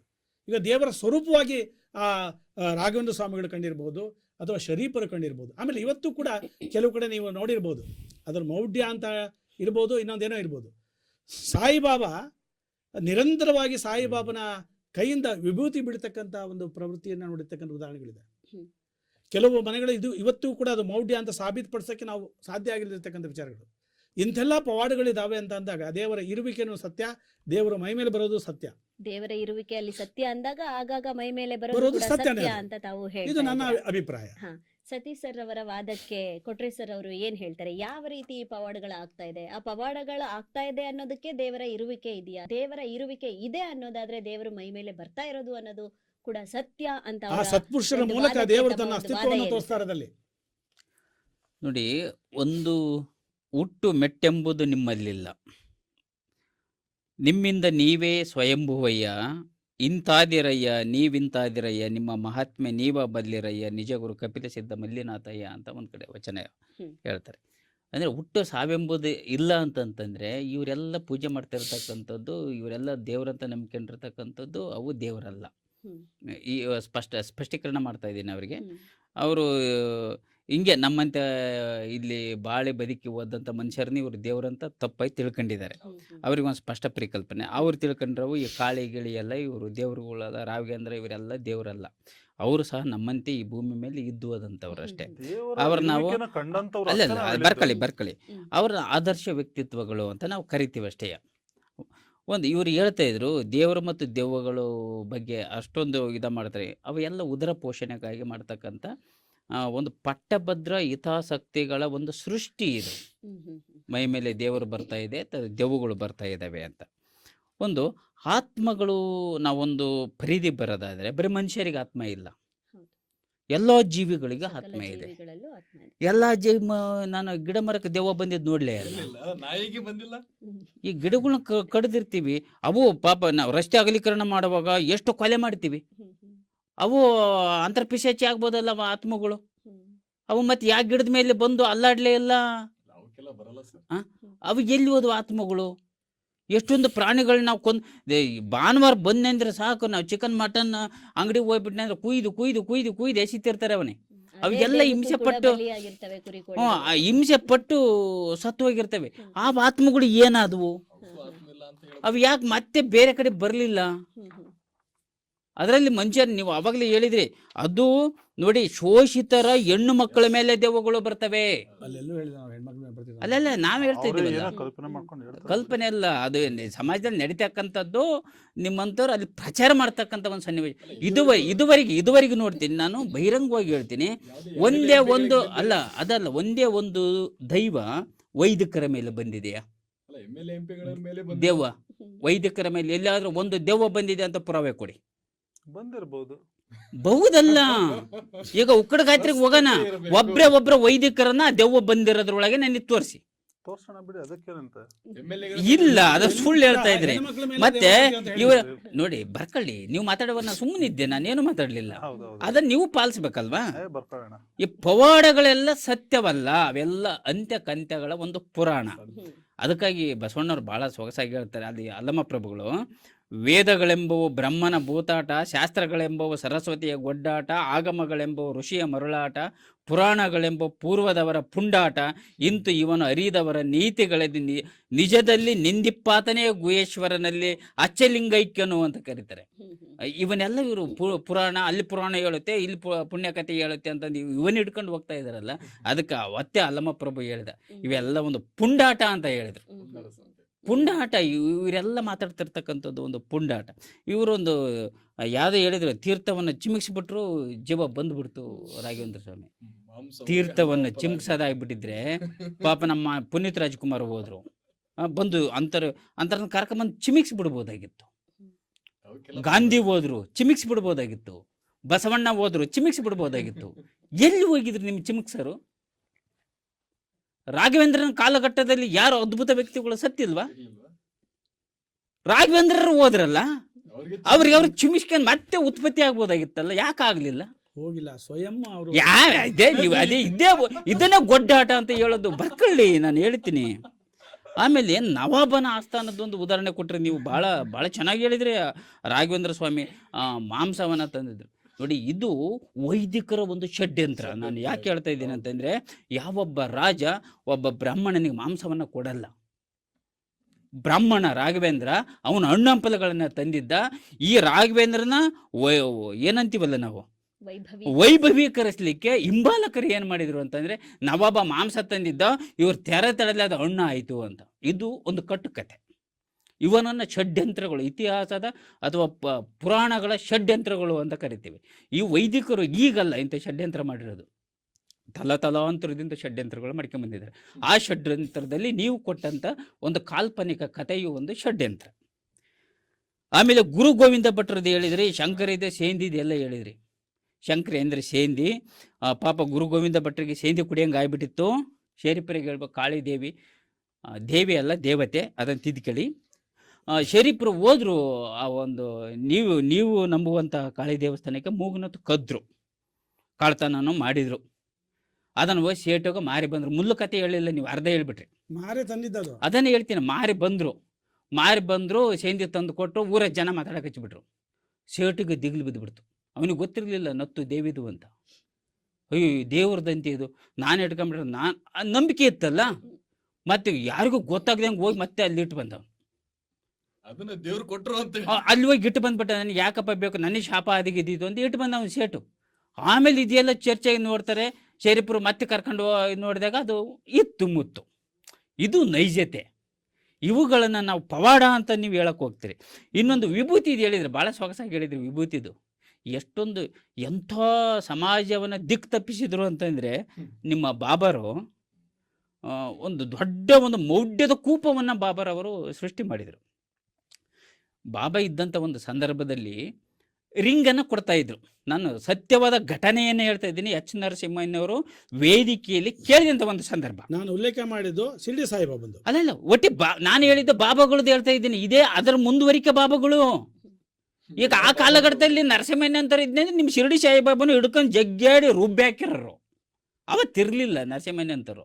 ನಿಮ್ಮಂತರ ತುಂಬಿಕೊಂಡಿದ್ರಲ್ಲ, ಉಗೆ ಉಗೆ ಉಗೆ ಅಂತ ಅವ್ರನ್ನ ಏರಿಸ್ಬಿಟ್ರಿ ಆಟಕ್ಕೆ. ಆದರೆ ನರಸಿಂಹಯ್ಯ ಅಂತಾರೆ ಬರಬೇಕು. ಅದು ನೀವು ಭ್ರಮಾಲೋಕದಾಗಿರೋದ್ರಿಂದ ನಾನು ಹೇಳ್ತೀನಿ, ವಾಸ್ತವಕ್ಕೆ ಬನ್ನಿ ಅಂತ ವಿಭೂತಿಯನ್ನು ಕೊಡ್ತಾ ಇದ್ದಾರೆ ಅಂತಂದ್ರಿ. ಅವಾಗ ಇವ್ರು ಯಾರು ಈಗಿರೋರು ಯಾರು, ಎಂಥ ಬಾಬಾ ಇದ್ದಿದ್ದಲ್ಲ, ಸತ್ಯ ಸಾಯಿಬಾಬಾ ಅಲ್ವಾ? ಸತ್ಯ ಸಾಯಿಬಾಬಾ ಇದ್ದಂಥ ಸಂದರ್ಭದಲ್ಲಿ ಎಚ್ ನರಸಿಂಹಯ್ಯನವರು ಇದ್ರು. ರಿಂಗನ್ನು ಕೊಡ್ತಾರೆ. ಯಾರೋ ಒಬ್ಬರು ಮುಖ್ಯಮಂತ್ರಿಗಳು ಪ್ರಧಾನಮಂತ್ರಿಗಳು ಬಂದಂದ್ರೆ ಹಂಗೆ ಯಾಕೆ ರಿಂಗನ್ನು ಕೊಡ್ತಾರೆ ಅಂದರೆ, ಇಲ್ಲೆಲ್ಲರೂ ಇಟ್ಕೋಬೋದು, ಹಿಂಗೆ ತಗೊಂಡು ಬಿಟ್ಟು ಹಿಂಗೆ ಕೊಡ್ಬೋದು ಅಂತ. ನರಸಿಂಹಯ್ಯನವರು ಒಂದು ಸವಾಲನ್ನು ಹಾಕ್ತಾರೆ. ನೀವು ನಿಜವಾಗದ ಸತ್ಯ ಇತ್ತು ಅಂದರೆ, ಜಗತ್ತಿನ ವಸ್ತುಗಳನ್ನು ಸೃಷ್ಟಿ ಮಾಡಿಸುವ ತಾಕತ್ತು ನಿನಗಿದ್ರೆ ನನಗೆ ರಿಂಗ್ ಬೇಡ, ಒಂದು ಕುಂಬಳಕಾಯಿ ಬೇಕು ಅಂತ. ಕೊಡೋಕ್ಕಾಗಲ್ಲ ಬಾಬಾಗೆ. ಕುಂಬಳಕಾಯಿ ಎಲ್ಲಿ ಇಟ್ಕೊಳ್ಳೋಕ್ಕಾಗುತ್ತಿದ್ರಿಗೆ? ಆಗಲ್ಲ. ವಿಭೂತಿ ಇಟ್ಕೊಂಡ್ಬಿಟ್ಟು ಹಿಂಗೆ ಪುಡಿ ಮಾಡಿ ಹಿಂಗೆ ಉದುರಿಸ್ಬೋದು. ರಿಂಗ್ ಇಟ್ಕೊಂಡ್ಬಿಟ್ಟು ಎಲ್ಲೋ ಹಿಂಗೆ ತಗೊಂಡ್ಬಿಟ್ಟು ಹಿಂಗೆ ಕೊಡ್ಬೋದು. ಇದು ನಿಮ್ಮ ಪವಾಡಗಳು. ಎಷ್ಟೊಂದು ಮೌಢ್ಯದ ಸಮಾಜವನ್ನು ಸೃಷ್ಟಿ ಮಾಡ್ತವೆ ಅನ್ನೋದಕ್ಕೆ ದೆವ್ವಗಳ ಒಂದು ಈ ದೆಸೆಯಲ್ಲಿ ಸಮಾಜವನ್ನು ಒಂದು ಅದರಲ್ಲಿ ಕಟ್ಟಕಡೆಯ ಒಂದು ಸಮಾಜ ಏನಿರುತ್ತೆ ಅವರನ್ನು ಇನ್ನೂ ಶೋಷಣೆ ಮಾಡ್ತಕ್ಕಂಥದ್ದು ಇದೆಯಲ್ಲ ವೈದಿಕರದ ಒಂದು ಕುತಂತ್ರ. ಆ ವೈದಿಕರ ಕುತಂತ್ರಕ್ಕೆ ನೀವು ಆ ಪೊರೆಯನ್ನು ಕಳಚಿ ಹೊರಗಡೆ ಬನ್ನಿ, ವಿಜ್ಞಾನದತ್ತ ಬನ್ನಿ, ವೈಚಾರಿಕದತ್ತ ಬನ್ನಿ. ಅವಾಗ ನಿಮಗೆ ಸಮಾಜ ಏನು ಅಂತ ಕಾಣುತ್ತೆ. ಆದ್ದರಿಂದ ಈ ಮೈ ಮೇಲೆ ಬರ್ತಕ್ಕಂಥ ಈ ದೆವ್ವಗಳು ಪವಾಡಗಳು ಶುದ್ಧ ಸುಳ್ಳುಗಳು ಇವರು ಷಡ್ಯಂತ್ರ. ಇವರನ್ನಿವರು ವೈಭವೀಕರಿಸಿಕೊಳ್ಳಿಕ್ಕೆ, ಇವರ ಹೊಟ್ಟೆಯನ್ನು ಹೊರಿಲಿಕ್ಕೆ ಪುಕ್ಷೆಟ್ಟಿ ದುಡಿಲಿಲ್ಲಂಗೆ ತಿನ್ಬೇಕು. ನೋಡಿ ಅವರೆಲ್ಲ ನೋಡಿ ದೇವಸ್ಥಾನ ಪೂಜೆ ಮಾಡಿದ್ರೆ ಎಲ್ಲ ಡ್ರಮ್ ಇದ್ದಂಗೆ ಇರ್ತಾರೆ. ಎಲ್ಲ ಪುಕ್ಷೆಟ್ಟಿ ತಿಂದಿರೋರು. ಅಲ್ಲ ಸರ್, ಮತ್ತೆ ಅವನು ಹೇಳೋದು ಎಂಥವ್ನು ಹೇಳ್ತಾನೆ. ಅವನೇನಾರ ಒಂದು ನೀವು ಏನಾರ ಸತ್ಯನಾರಾಯಣ ಪೂಜೆ ಅದು ಇದು ಏನೋ ಮಾಡ್ಸಕ್ಕಂತ ಹೋದಂತ ಅಮಾಯಕರಿಗೆ ಏನು ಹೇಳ್ತಾನೆ, ಒಂದು ದೊಡ್ಡ ಲಿಸ್ಟ್ ಕೊಡ್ತಾನೆ. ಆ ಲಿಸ್ಟ್ ಯಾವುದು ಅಂತಂದ್ರೆ ಅವನು ಹೇಳಿದ ಅವನ ಮನೆಗೆ ಕೊಟ್ಟಿದ್ದು. ರೀ ತಗೊಂಬರಿ ಸಾಮಾನು ಅಂತಂದ್ರೆ ಅವನಿಗೆ ಇರಲ್ವಲ್ಲ, ಇಂಥವರಿಂದ ಅಮಾಯಕರಿಂದ ತಗೊಂಡು ಬಂದು ಅವನ ಜೀವನವನ್ನು ಪರಿತಕ್ಕಂಥದ್ದು. ಇದು ಇವತ್ತಿನ ಒಂದು ವ್ಯವಸ್ಥೆ ಇದೆ. ಯಾವ ದೆವ್ವಗಳು ಇಲ್ಲ. ಯಾವ ದೇವರು, ಈಗ ದೇವುಗಳು ನಂಬ್ತೀರಿ. ಈಗ ನನಗೆ ಒಂದು ಹೊತ್ತಿನ ಊಟ ಇಲ್ಲ, ಯಾರ ಮೇಲೆ ದೆವ್ವ ಬಂದು ಸೃಷ್ಟಿ ಮಾಡಿ ಕೊಡ್ಲಿ? ದೇವರು ಬಂದು ಸೃಷ್ಟಿ ಮಾಡಿ ಕೊಡ್ಲಿ? ಆಗುತ್ತಾ? ತಾಕತ್ತಿದೆಯಾ ದೇವಕ್ಕೆ? ಟೀ ಕೊಡುತ್ತಾ ನನಗೆ? ಈಗ ನೆಕ್ಸ್ಟ್ ಎಪಿಸೋಡಿಗೆ ನಡುವೆ ಒಂದು ಕಪ್ ಟೀ ಬೇಕು ನನಗೆ, ನಿಮ್ಮ ದೇವುಗಳು ಕೊಡುತ್ತಾ? ಫ್ರೆಂಡ್ಶಿಪ್ ಮಾಡ್ಕೊಳ್ಳಿ. ಸಾಧ್ಯ ಇಲ್ಲ. ಅದಕ್ಕೆ ಭ್ರಮೆಯಲ್ಲಿ ಇದ್ದೀರಿ ನೀವು. ಭ್ರಮಾಲೋಕವನ್ನು ಬಿಟ್ಟು ವಾಸ್ತವ ಲೋಕಕ್ಕೆ ದಯಮಾಡಿ ಬನ್ನಿ. ವೈಜ್ಞಾನಿಕವಾಗಿ ವೈಚಾರಿಕವಾಗಿ ಆಲೋಚನೆ ಮಾಡಿ ಜಗತ್ತನ್ನು ಅರ್ಥ ಮಾಡ್ಕೊಳ್ಳಿ. ಆ ಶುದ್ಧ ಸುಳ್ಳು ಎಂಬ ಪರಿಧಿಯಿಂದ ಹೊರಗಡೆ ಬನ್ನಿ ಅಂತ ನಾನು ಹೇಳ್ತಾ, ಆ ದೇವರು ಮೈ ಮೇಲೆ ಬರ್ತಕ್ಕಂಥದ್ದು, ದೆವ್ವಗಳು ಮೈ ಮೇಲೆ ಬರ್ತಕ್ಕಂಥ ಅಪ್ಪಟ ಸುಳ್ಳು. ವೈಚಾರಿಕವಾಗಿ ಎಂಪಿಗಳ ಮೇಲೆ ದೆವ್ವ ಬಂದಿದ್ದು ನೋಡೇ ಇಲ್ಲ ನಾವು. ಜನಸಾಮಾನ್ಯರ ಮೇಲೇನೆ ಬರೋದು ಜಾಸ್ತಿ ಅಂತ. ಹಾಗಾಗಿ ವೈಚಾರಿಕವಾಗಿ ಚಿಂತನೆಯನ್ನ ಮಾಡಬೇಕು. ವೈಜ್ಞಾನಿಕ ದೃಷ್ಟಿಯಿಂದ ನಾವು ಓರೆ ಹಚ್ಚಬೇಕು. ಷಡ್ಯಂತ್ರಗಳನ್ನೇ ಜನಸಾಮಾನ್ಯರು ದೇವ್ರು ದೆವ್ವ ಅನ್ನೋ ಒಂದು ಭ್ರಮೆನಲ್ಲಿ ಇದ್ದಾರೆ ಅನ್ನುವಂತಹ ಕೊಟ್ರೆ ಸರ್ ಅವರ ವಾದಕ್ಕೆ ಪ್ರಕಾಶ್ ಸರ್ ಅವ್ರು ಏನ್ ಹೇಳ್ತಾರೆ? ಕೊಟ್ರೆ ಸರ್ ಒಂದು ಒಳ್ಳೆ ಸಿನಿಮಾ ತೋರಿಸಿದ್ರು, ಒಳ್ಳೊಳ್ಳೆ ಕಥೆಗಳನ್ನ ಹೇಳಿದ್ರು. ಆ ಕಥೆಗಳನ್ನ ನೋಡ್ತಾ ಬಿಟ್ರೆ ಪರವಾಗಿಲ್ಲಪ್ಪ, ನಾವು 100 ರೂಪಾಯಿ ಖರ್ಚು ಮಾಡ್ಕೊಂಡು ಸಿನಿಮಾ ಥಿಯೇಟರ್ ಹೋಗಕ್ಕಿಂತ ಕೊಟ್ರೆ ಸರ್ ಮಾತು ಕೇಳೋಣ ಅಂತ ಅನಿಸ್ತು. ಪಾಪ ಹೇಳಿದ್ರು ಅವ್ರ ಕಥೆಗಳು. ಗಿಡದ ಮೇಲೆ ದೇವ್ ಬರಲ್ಲ, ಅಲ್ಲಿ ಯಾವುದೋ ಒಂದು ಬಾಬನ ಉದಾಹರಣೆ ಕೊಟ್ಟರು, ಲಿಂಬೆಣ್ಣು, ಅವೆಲ್ಲ ಮೌಢ್ಯ ಆಚರಣೆಗಳು. ಅಂತವನ್ನ ಕಥೆಗಳನ್ನ ಇಟ್ಕೊಂಡು ಅವಾಗಿಂದನೂ ಕೊಡ್ತಾ ಇದಾರೆ. ಆಮೇಲೆ ಅದನ್ನೇ ದೇವ್ರು ದೇವ ಅಂತ ಅವ್ನು ಪಾಪ ಹೊಟ್ಟೆ ಪಾಡಿಗೋಸ್ಕರ, ಪವಾಡ ಪುರುಷರ ಪವಾಡಗಳನ್ನ ಪಾಪ ಅವ್ರು ಅದನ್ನ ಹಿಡ್ಕೊಂಡ್ರು. ಎಲ್ಲೆಲ್ಲ ಕಂಡಿದ್ದ ನಾನು ದೇವರನ್ನ ಕಂಡವರು ಅಂತ ಹೇಳಿ ಪರವಾಗಿಲ್ಲ, ಇಂಟ್ರೆಸ್ಟಿಂಗ್ ಆಗಿರೋ ಸ್ಟೋರಿ ಹೇಳ್ತಾರೆ. ನಾನು ನಾಳೆ PVR ಹೋಗಿ ಒಂದು ಪಿಕ್ಚರ್ ನೋಡ್ಬೇಕು ದಸರಾಜ ಅನ್ಕೊಂಡಿದ್ದೆ. ಪಾಪ ಇವರೇ ಎಂಟರ್ಟೈನ್ಮೆಂಟ್ ಕೊಟ್ರು. ಚೆನ್ನಾಗಿತ್ತು ಸರ್, ಕಥೆಗಳೆಲ್ಲ ಚೆನ್ನಾಗಿದ್ದು. ಆಮೇಲೆ ಹೇಳ್ತಾ ಗಿಡ ಮರಗಳಿಗೆ ಮೇಲೆ ದೇವ, ಅದಕ್ಕೂ ಆತ್ಮ ಇದೆ. ನೀವು ಒಂದು ಧರ್ಮ ಗ್ರಂಥಗಳನ್ನು ಓದಿ ಸರ್. ಗಿಡ ಮರಗಳಿಗೆ ನಾವು ಲಾಸ್ಟ್ ಟೈಮ್ ನಮ್ಮ ಗುರುಗಳಾಗಿರತಕ್ಕಂಥ ಕೃಷ್ಣಪ್ಪನವರ ವಚನಗಳನ್ನು ಕೇಳ್ತಾ ಹೋದಾಗ ಅವ್ರು ಹೇಳ್ತಾ ಇದ್ರು, ಭಗವಂತ ಎಲ್ಲಾ ಸೃಷ್ಟಿಗಳನ್ನು ಸೃಷ್ಟಿ ಮಾಡಿರ್ತಕ್ಕಂಥವ್ರಿಗೆ ತನ್ನ ಇರುವಿಕೆಯನ್ನ ತೋರಿಸ್ಬೇಕಿತ್ತು ಒಬ್ರಿಗೆ. ಗಿಡಕ್ಕೆ ಬರೀ ಒಂದೇ ಒಂದು ಸೆನ್ಸ್ ಇಷ್ಟ, ತನ್ನ ಇರುವಿಕೆನ, ದೆವ್ವದ ಇರುವಿಕೆ ಆಗ್ಲಿ ಅಥವಾ ಅದಕ್ಕೆ ಹೋಗೋದೇ ಇಲ್ಲ, ದೆವ್ವಗಳು ಹೋಗಲ್ಲ, ಒಂದೇ ಸೆನ್ಸ್ ಇರ್ತಕ್ಕಂಥದ್ದು. ಆಮೇಲೆ ಕ್ರಿಮಿ ಕೀಟಗಳಿಗೆ 2 ಅರಿವನ್ನ ಕೊಟ್ಟ, ಆಮೇಲೆ ಪತಂಗಗಳಿಗೆ 3 ಅರಿವನ್ನ ಕೊಟ್ಟ, ಉರಗಕ್ಕೆ 4 ಅರಿವನ್ನ ಕೊಟ್ಟ, 5 ಅರಿವುಗಳು ಪ್ರಾಣಿಗಳಿಗೆ ಕೊಟ್ಟ. ಇಷ್ಟೆಲ್ಲ ಕೊಟ್ಟಾಗಿರ್ತಕ್ಕಂಥ ದೇವ್ರು ಯೋಚನೆ ಮಾಡ್ತಾನೆ, ಇಷ್ಟೆಲ್ಲ ಸೃಷ್ಟಿ ಮಾಡಿದೀನಿ, ಯಾರಿಗೂ ಒಬ್ರು 6 ಸೆನ್ಸ್ ಕೊಡ್ಬೇಕಲ್ಲ ಅನ್ನೋ ದೃಷ್ಟಿಯಿಂದ ಅದನ್ನ ಮನುಷ್ಯನನ್ನ ರಚನೆ ಮಾಡಿದ. ಹಾಗಾಗಿ ಅವನ್ ದೇವ್ರ ಇರುವಿಕೆಯನ್ನ, ದುಷ್ಟಶಕ್ತಿಗಳ ಇರುವಿಕೆಯನ್ನ ಬೆಳೆಸಿದ. ಯಾವ ಮರದ ಮೇಲೂ ಬರಲ್ಲ, ಯಾವ ಪತಂಗದ ಮೇಲೆ ಬರಲ್ಲ, ಯಾವ ನಾಯಿ ಮೇಲೂ ಬರಲ್ಲ. ಇದು ನಿಮ್ಮ ಒಂದು ಬರುತ್ತೆ. ಅದು ನಮ್ಮ ಶರಣರಾಗಿರ್ತಕ್ಕಂಥ ಆಧುನಿಕ ಶರಣ ಅಂತ ಕಲ್ಸ್ಕೊಂಡು ಕೃಷ್ಣಪ್ಪನವರು ಉಪನ್ಯಾಸ ಕುತ್ಕೊಂಡು ಕೇಳಿದ್ದಾರೆ. ಆಗ್ಲೂ ಕೂಡ ಪಾಪ ಅವ್ರಿಗೆ ಅರಿವಿಲ್ಲ, ಇರ್ಲಿ.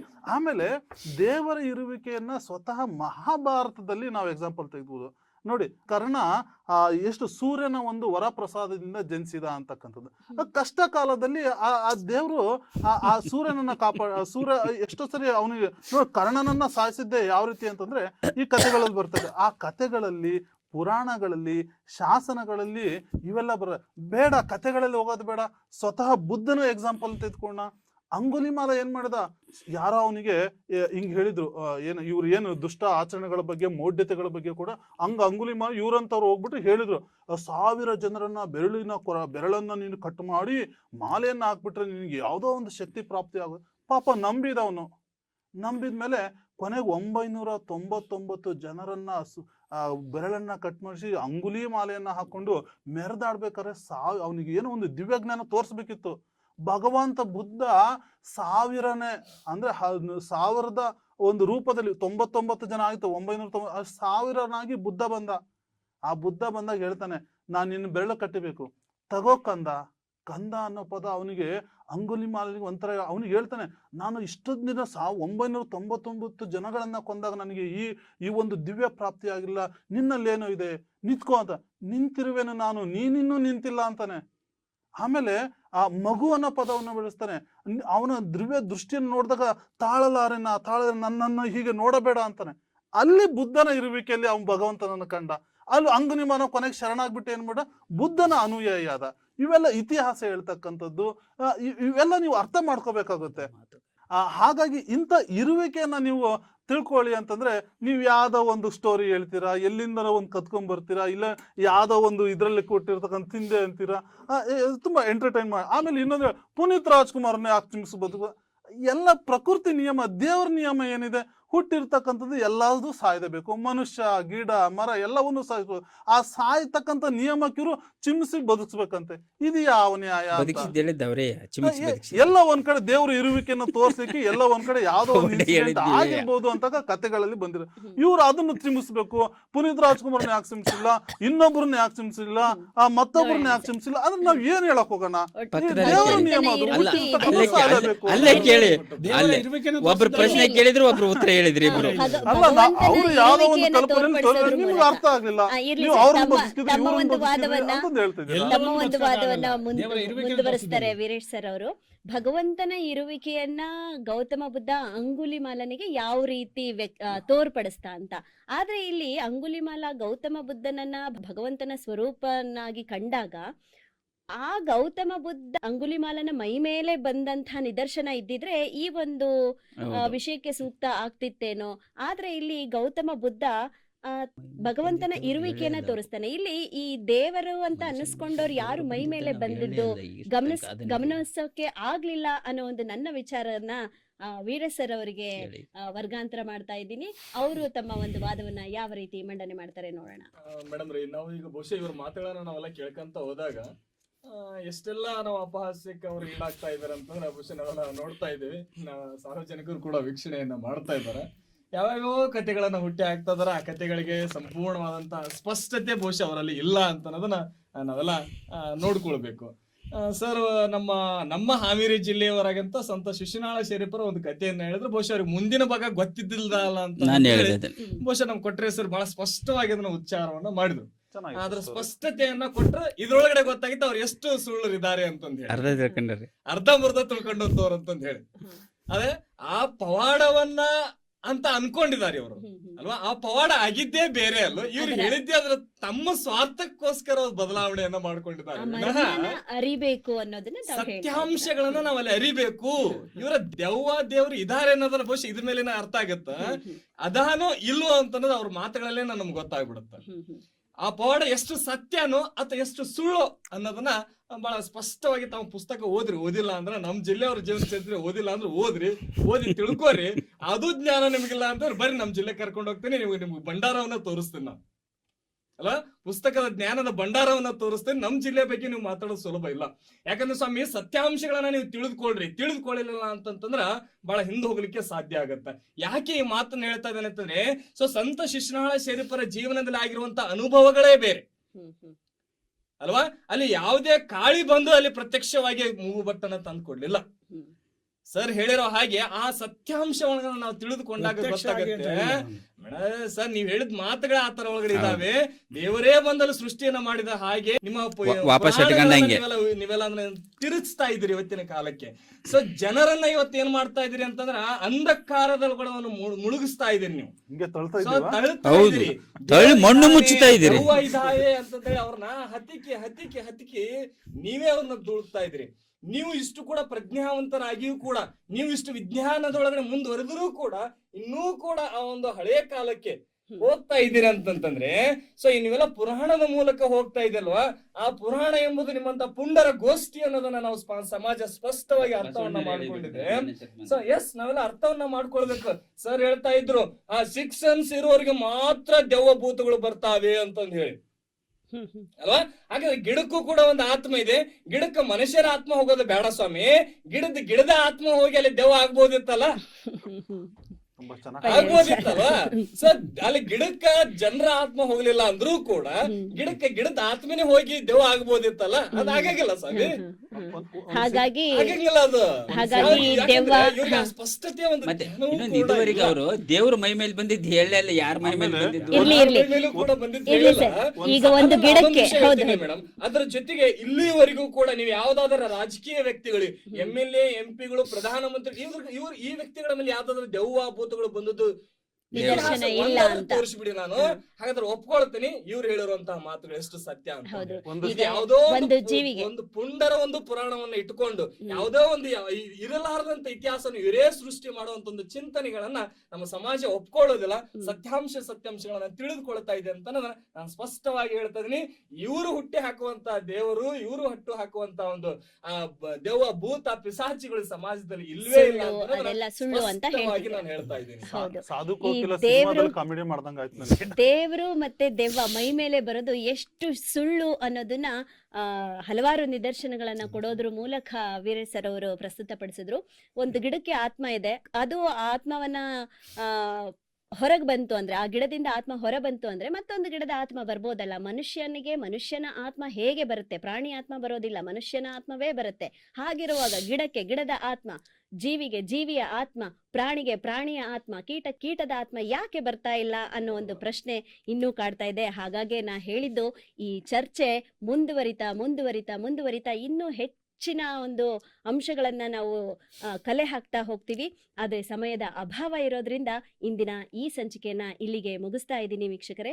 ನಿಮ್ಮೆಲ್ಲರಿಗೂ ಹಲವಾರು ಮಾಹಿತಿಗಳನ್ನ ತಿಳಿಸುವ ಮುಖೇನ ಎಷ್ಟು ಮೌಢ್ಯತೆ ಇದೆ, ಆ ಮೌಢ್ಯತೆಯನ್ನ ಯಾವ ರೀತಿ ಬಿಂಬಿಸಲಾಗ್ತಾ ಇದೆ, ಅದೆಲ್ಲವನ್ನು ಕೂಡ ನಿಮ್ಮ ಒಂದು ಗಮನಕ್ಕೆ ತರುವಂತಹ ಪ್ರಯತ್ನ ಈ ಚರ್ಚೆಯ ಮೂಲಕ ಆಗಿದೆ ಅಂತ ಹೇಳ್ತಾ, ಈ ಒಂದು ಪ್ರಯತ್ನಕ್ಕೆ ಆಧಾರವಾಗಿ ನಿಂತು ತಮ್ಮೆಲ್ಲರಿಗೂ ಮಾಹಿತಿಯನ್ನ ನೀಡಿದಂತಹ ಎಲ್ಲ ನಮ್ಮ ಅತಿಥಿಗಳಿಗೂ ಕೂಡ ಶ್ರೀ ಬಸವ ಟಿವಿಯ ವತಿಯಿಂದ ಹಾಗೂ ಅನುಭವಗೋಷ್ಠಿ ವೇದಿಕೆಯ ವತಿಯಿಂದ ಹೃತ್ಪೂರ್ವಕ ಧನ್ಯವಾದಗಳನ್ನ ಅರ್ಪಿಸ್ತಾ ಇದ್ದೀನಿ. ಶರಣಾರ್ಥಿ. ಶರಣಾರ್ಥಿ. ವೀಕ್ಷಕರೇ, ಈ ದೇವರು ದೆವ್ವ ಮೈ ಮೇಲೆ ಬರೋದು ಸತ್ಯನ ಸುಳ್ಳ ಅನ್ನೋ ಒಂದು ಈ ವಿಚಾರವನ್ನ ನಮ್ಮ ಚರ್ಚೆಯ ಮೂಲಕ ತಾವೆಲ್ಲರೂ ಒಂದು ಚಿಂತನೆಗೆ ಕೈಗೆತ್ಕೊಂಡಿದ್ದೀರಾ ಅಂತ ನಾನು ಹೇಳ್ತಾ, ಇದನ್ನ ಯಾವ ರೀತಿ ನೀವು ಪರಾಮರ್ಶಿಸ್ಬೇಕು, ಯಾವ ರೀತಿ ಇದನ್ನ ನೀವು ಆಸ್ವಾದಿಸ್ಬೇಕು ಅಂದ್ರೆ, ದೇವರು ದೆವ್ವ ಇದೆಯಾ ಇಲ್ವಾ, ಅಥವಾ ದೇವರು ದೆವ್ವ ಮೈ ಮೇಲೆ ಬರೋದು ಸತ್ಯನ ಸುಳ್ಳ ಅನ್ನೋದನ್ನ ತಾವು ತಿಳ್ಕೋಬೇಕು ಅಂದ್ರೆ, ಪ್ರಶ್ನಿಸುವ ಮುಖೇನ, ಪರೀಕ್ಷಿಸುವ ಮೂಲಕ, ಪರಾಮರ್ಶಿಸುವ ನಿಟ್ಟಿನಲ್ಲಿ ಪರಿಪಕ್ವತೆಯನ್ನ ಎಲ್ಲಿ ಪಡ್ಕೋತೀರೋ ಆವಾಗ ನಿಮ್ಗೆ ಅದು ಅರಿವಾಗುತ್ತೆ. ದೇವರು ದೆವ್ವ ಮೈ ಮೇಲೆ ಬರ್ತಾ ಇರೋದು ಸತ್ಯನ ಸುಳ್ಳ ಅನ್ನೋ ನೇರ ಅನುಭವ ತಮಗೆ ಆಗತ್ತೆ. ಈ 4 ಅಂಶಗಳನ್ನ ಪಾಲನೆ ಮಾಡಿ ಅಂತ ಹೇಳ್ತಾ ಇಂದಿನ ಈ ಕಾರ್ಯಕ್ರಮವನ್ನ ಮುಗಿಸ್ತಾ ಇದ್ದೀನಿ. ನಿರಂತರವಾಗಿ ನೋಡ್ತಾ ಇರಿ ಶ್ರೀ ಬಸವ ಟಿವಿ. ಇದು ಸಂಸ್ಕಾರದ ಬೆಳಕು. ಶರಣಾರ್ಥಿ.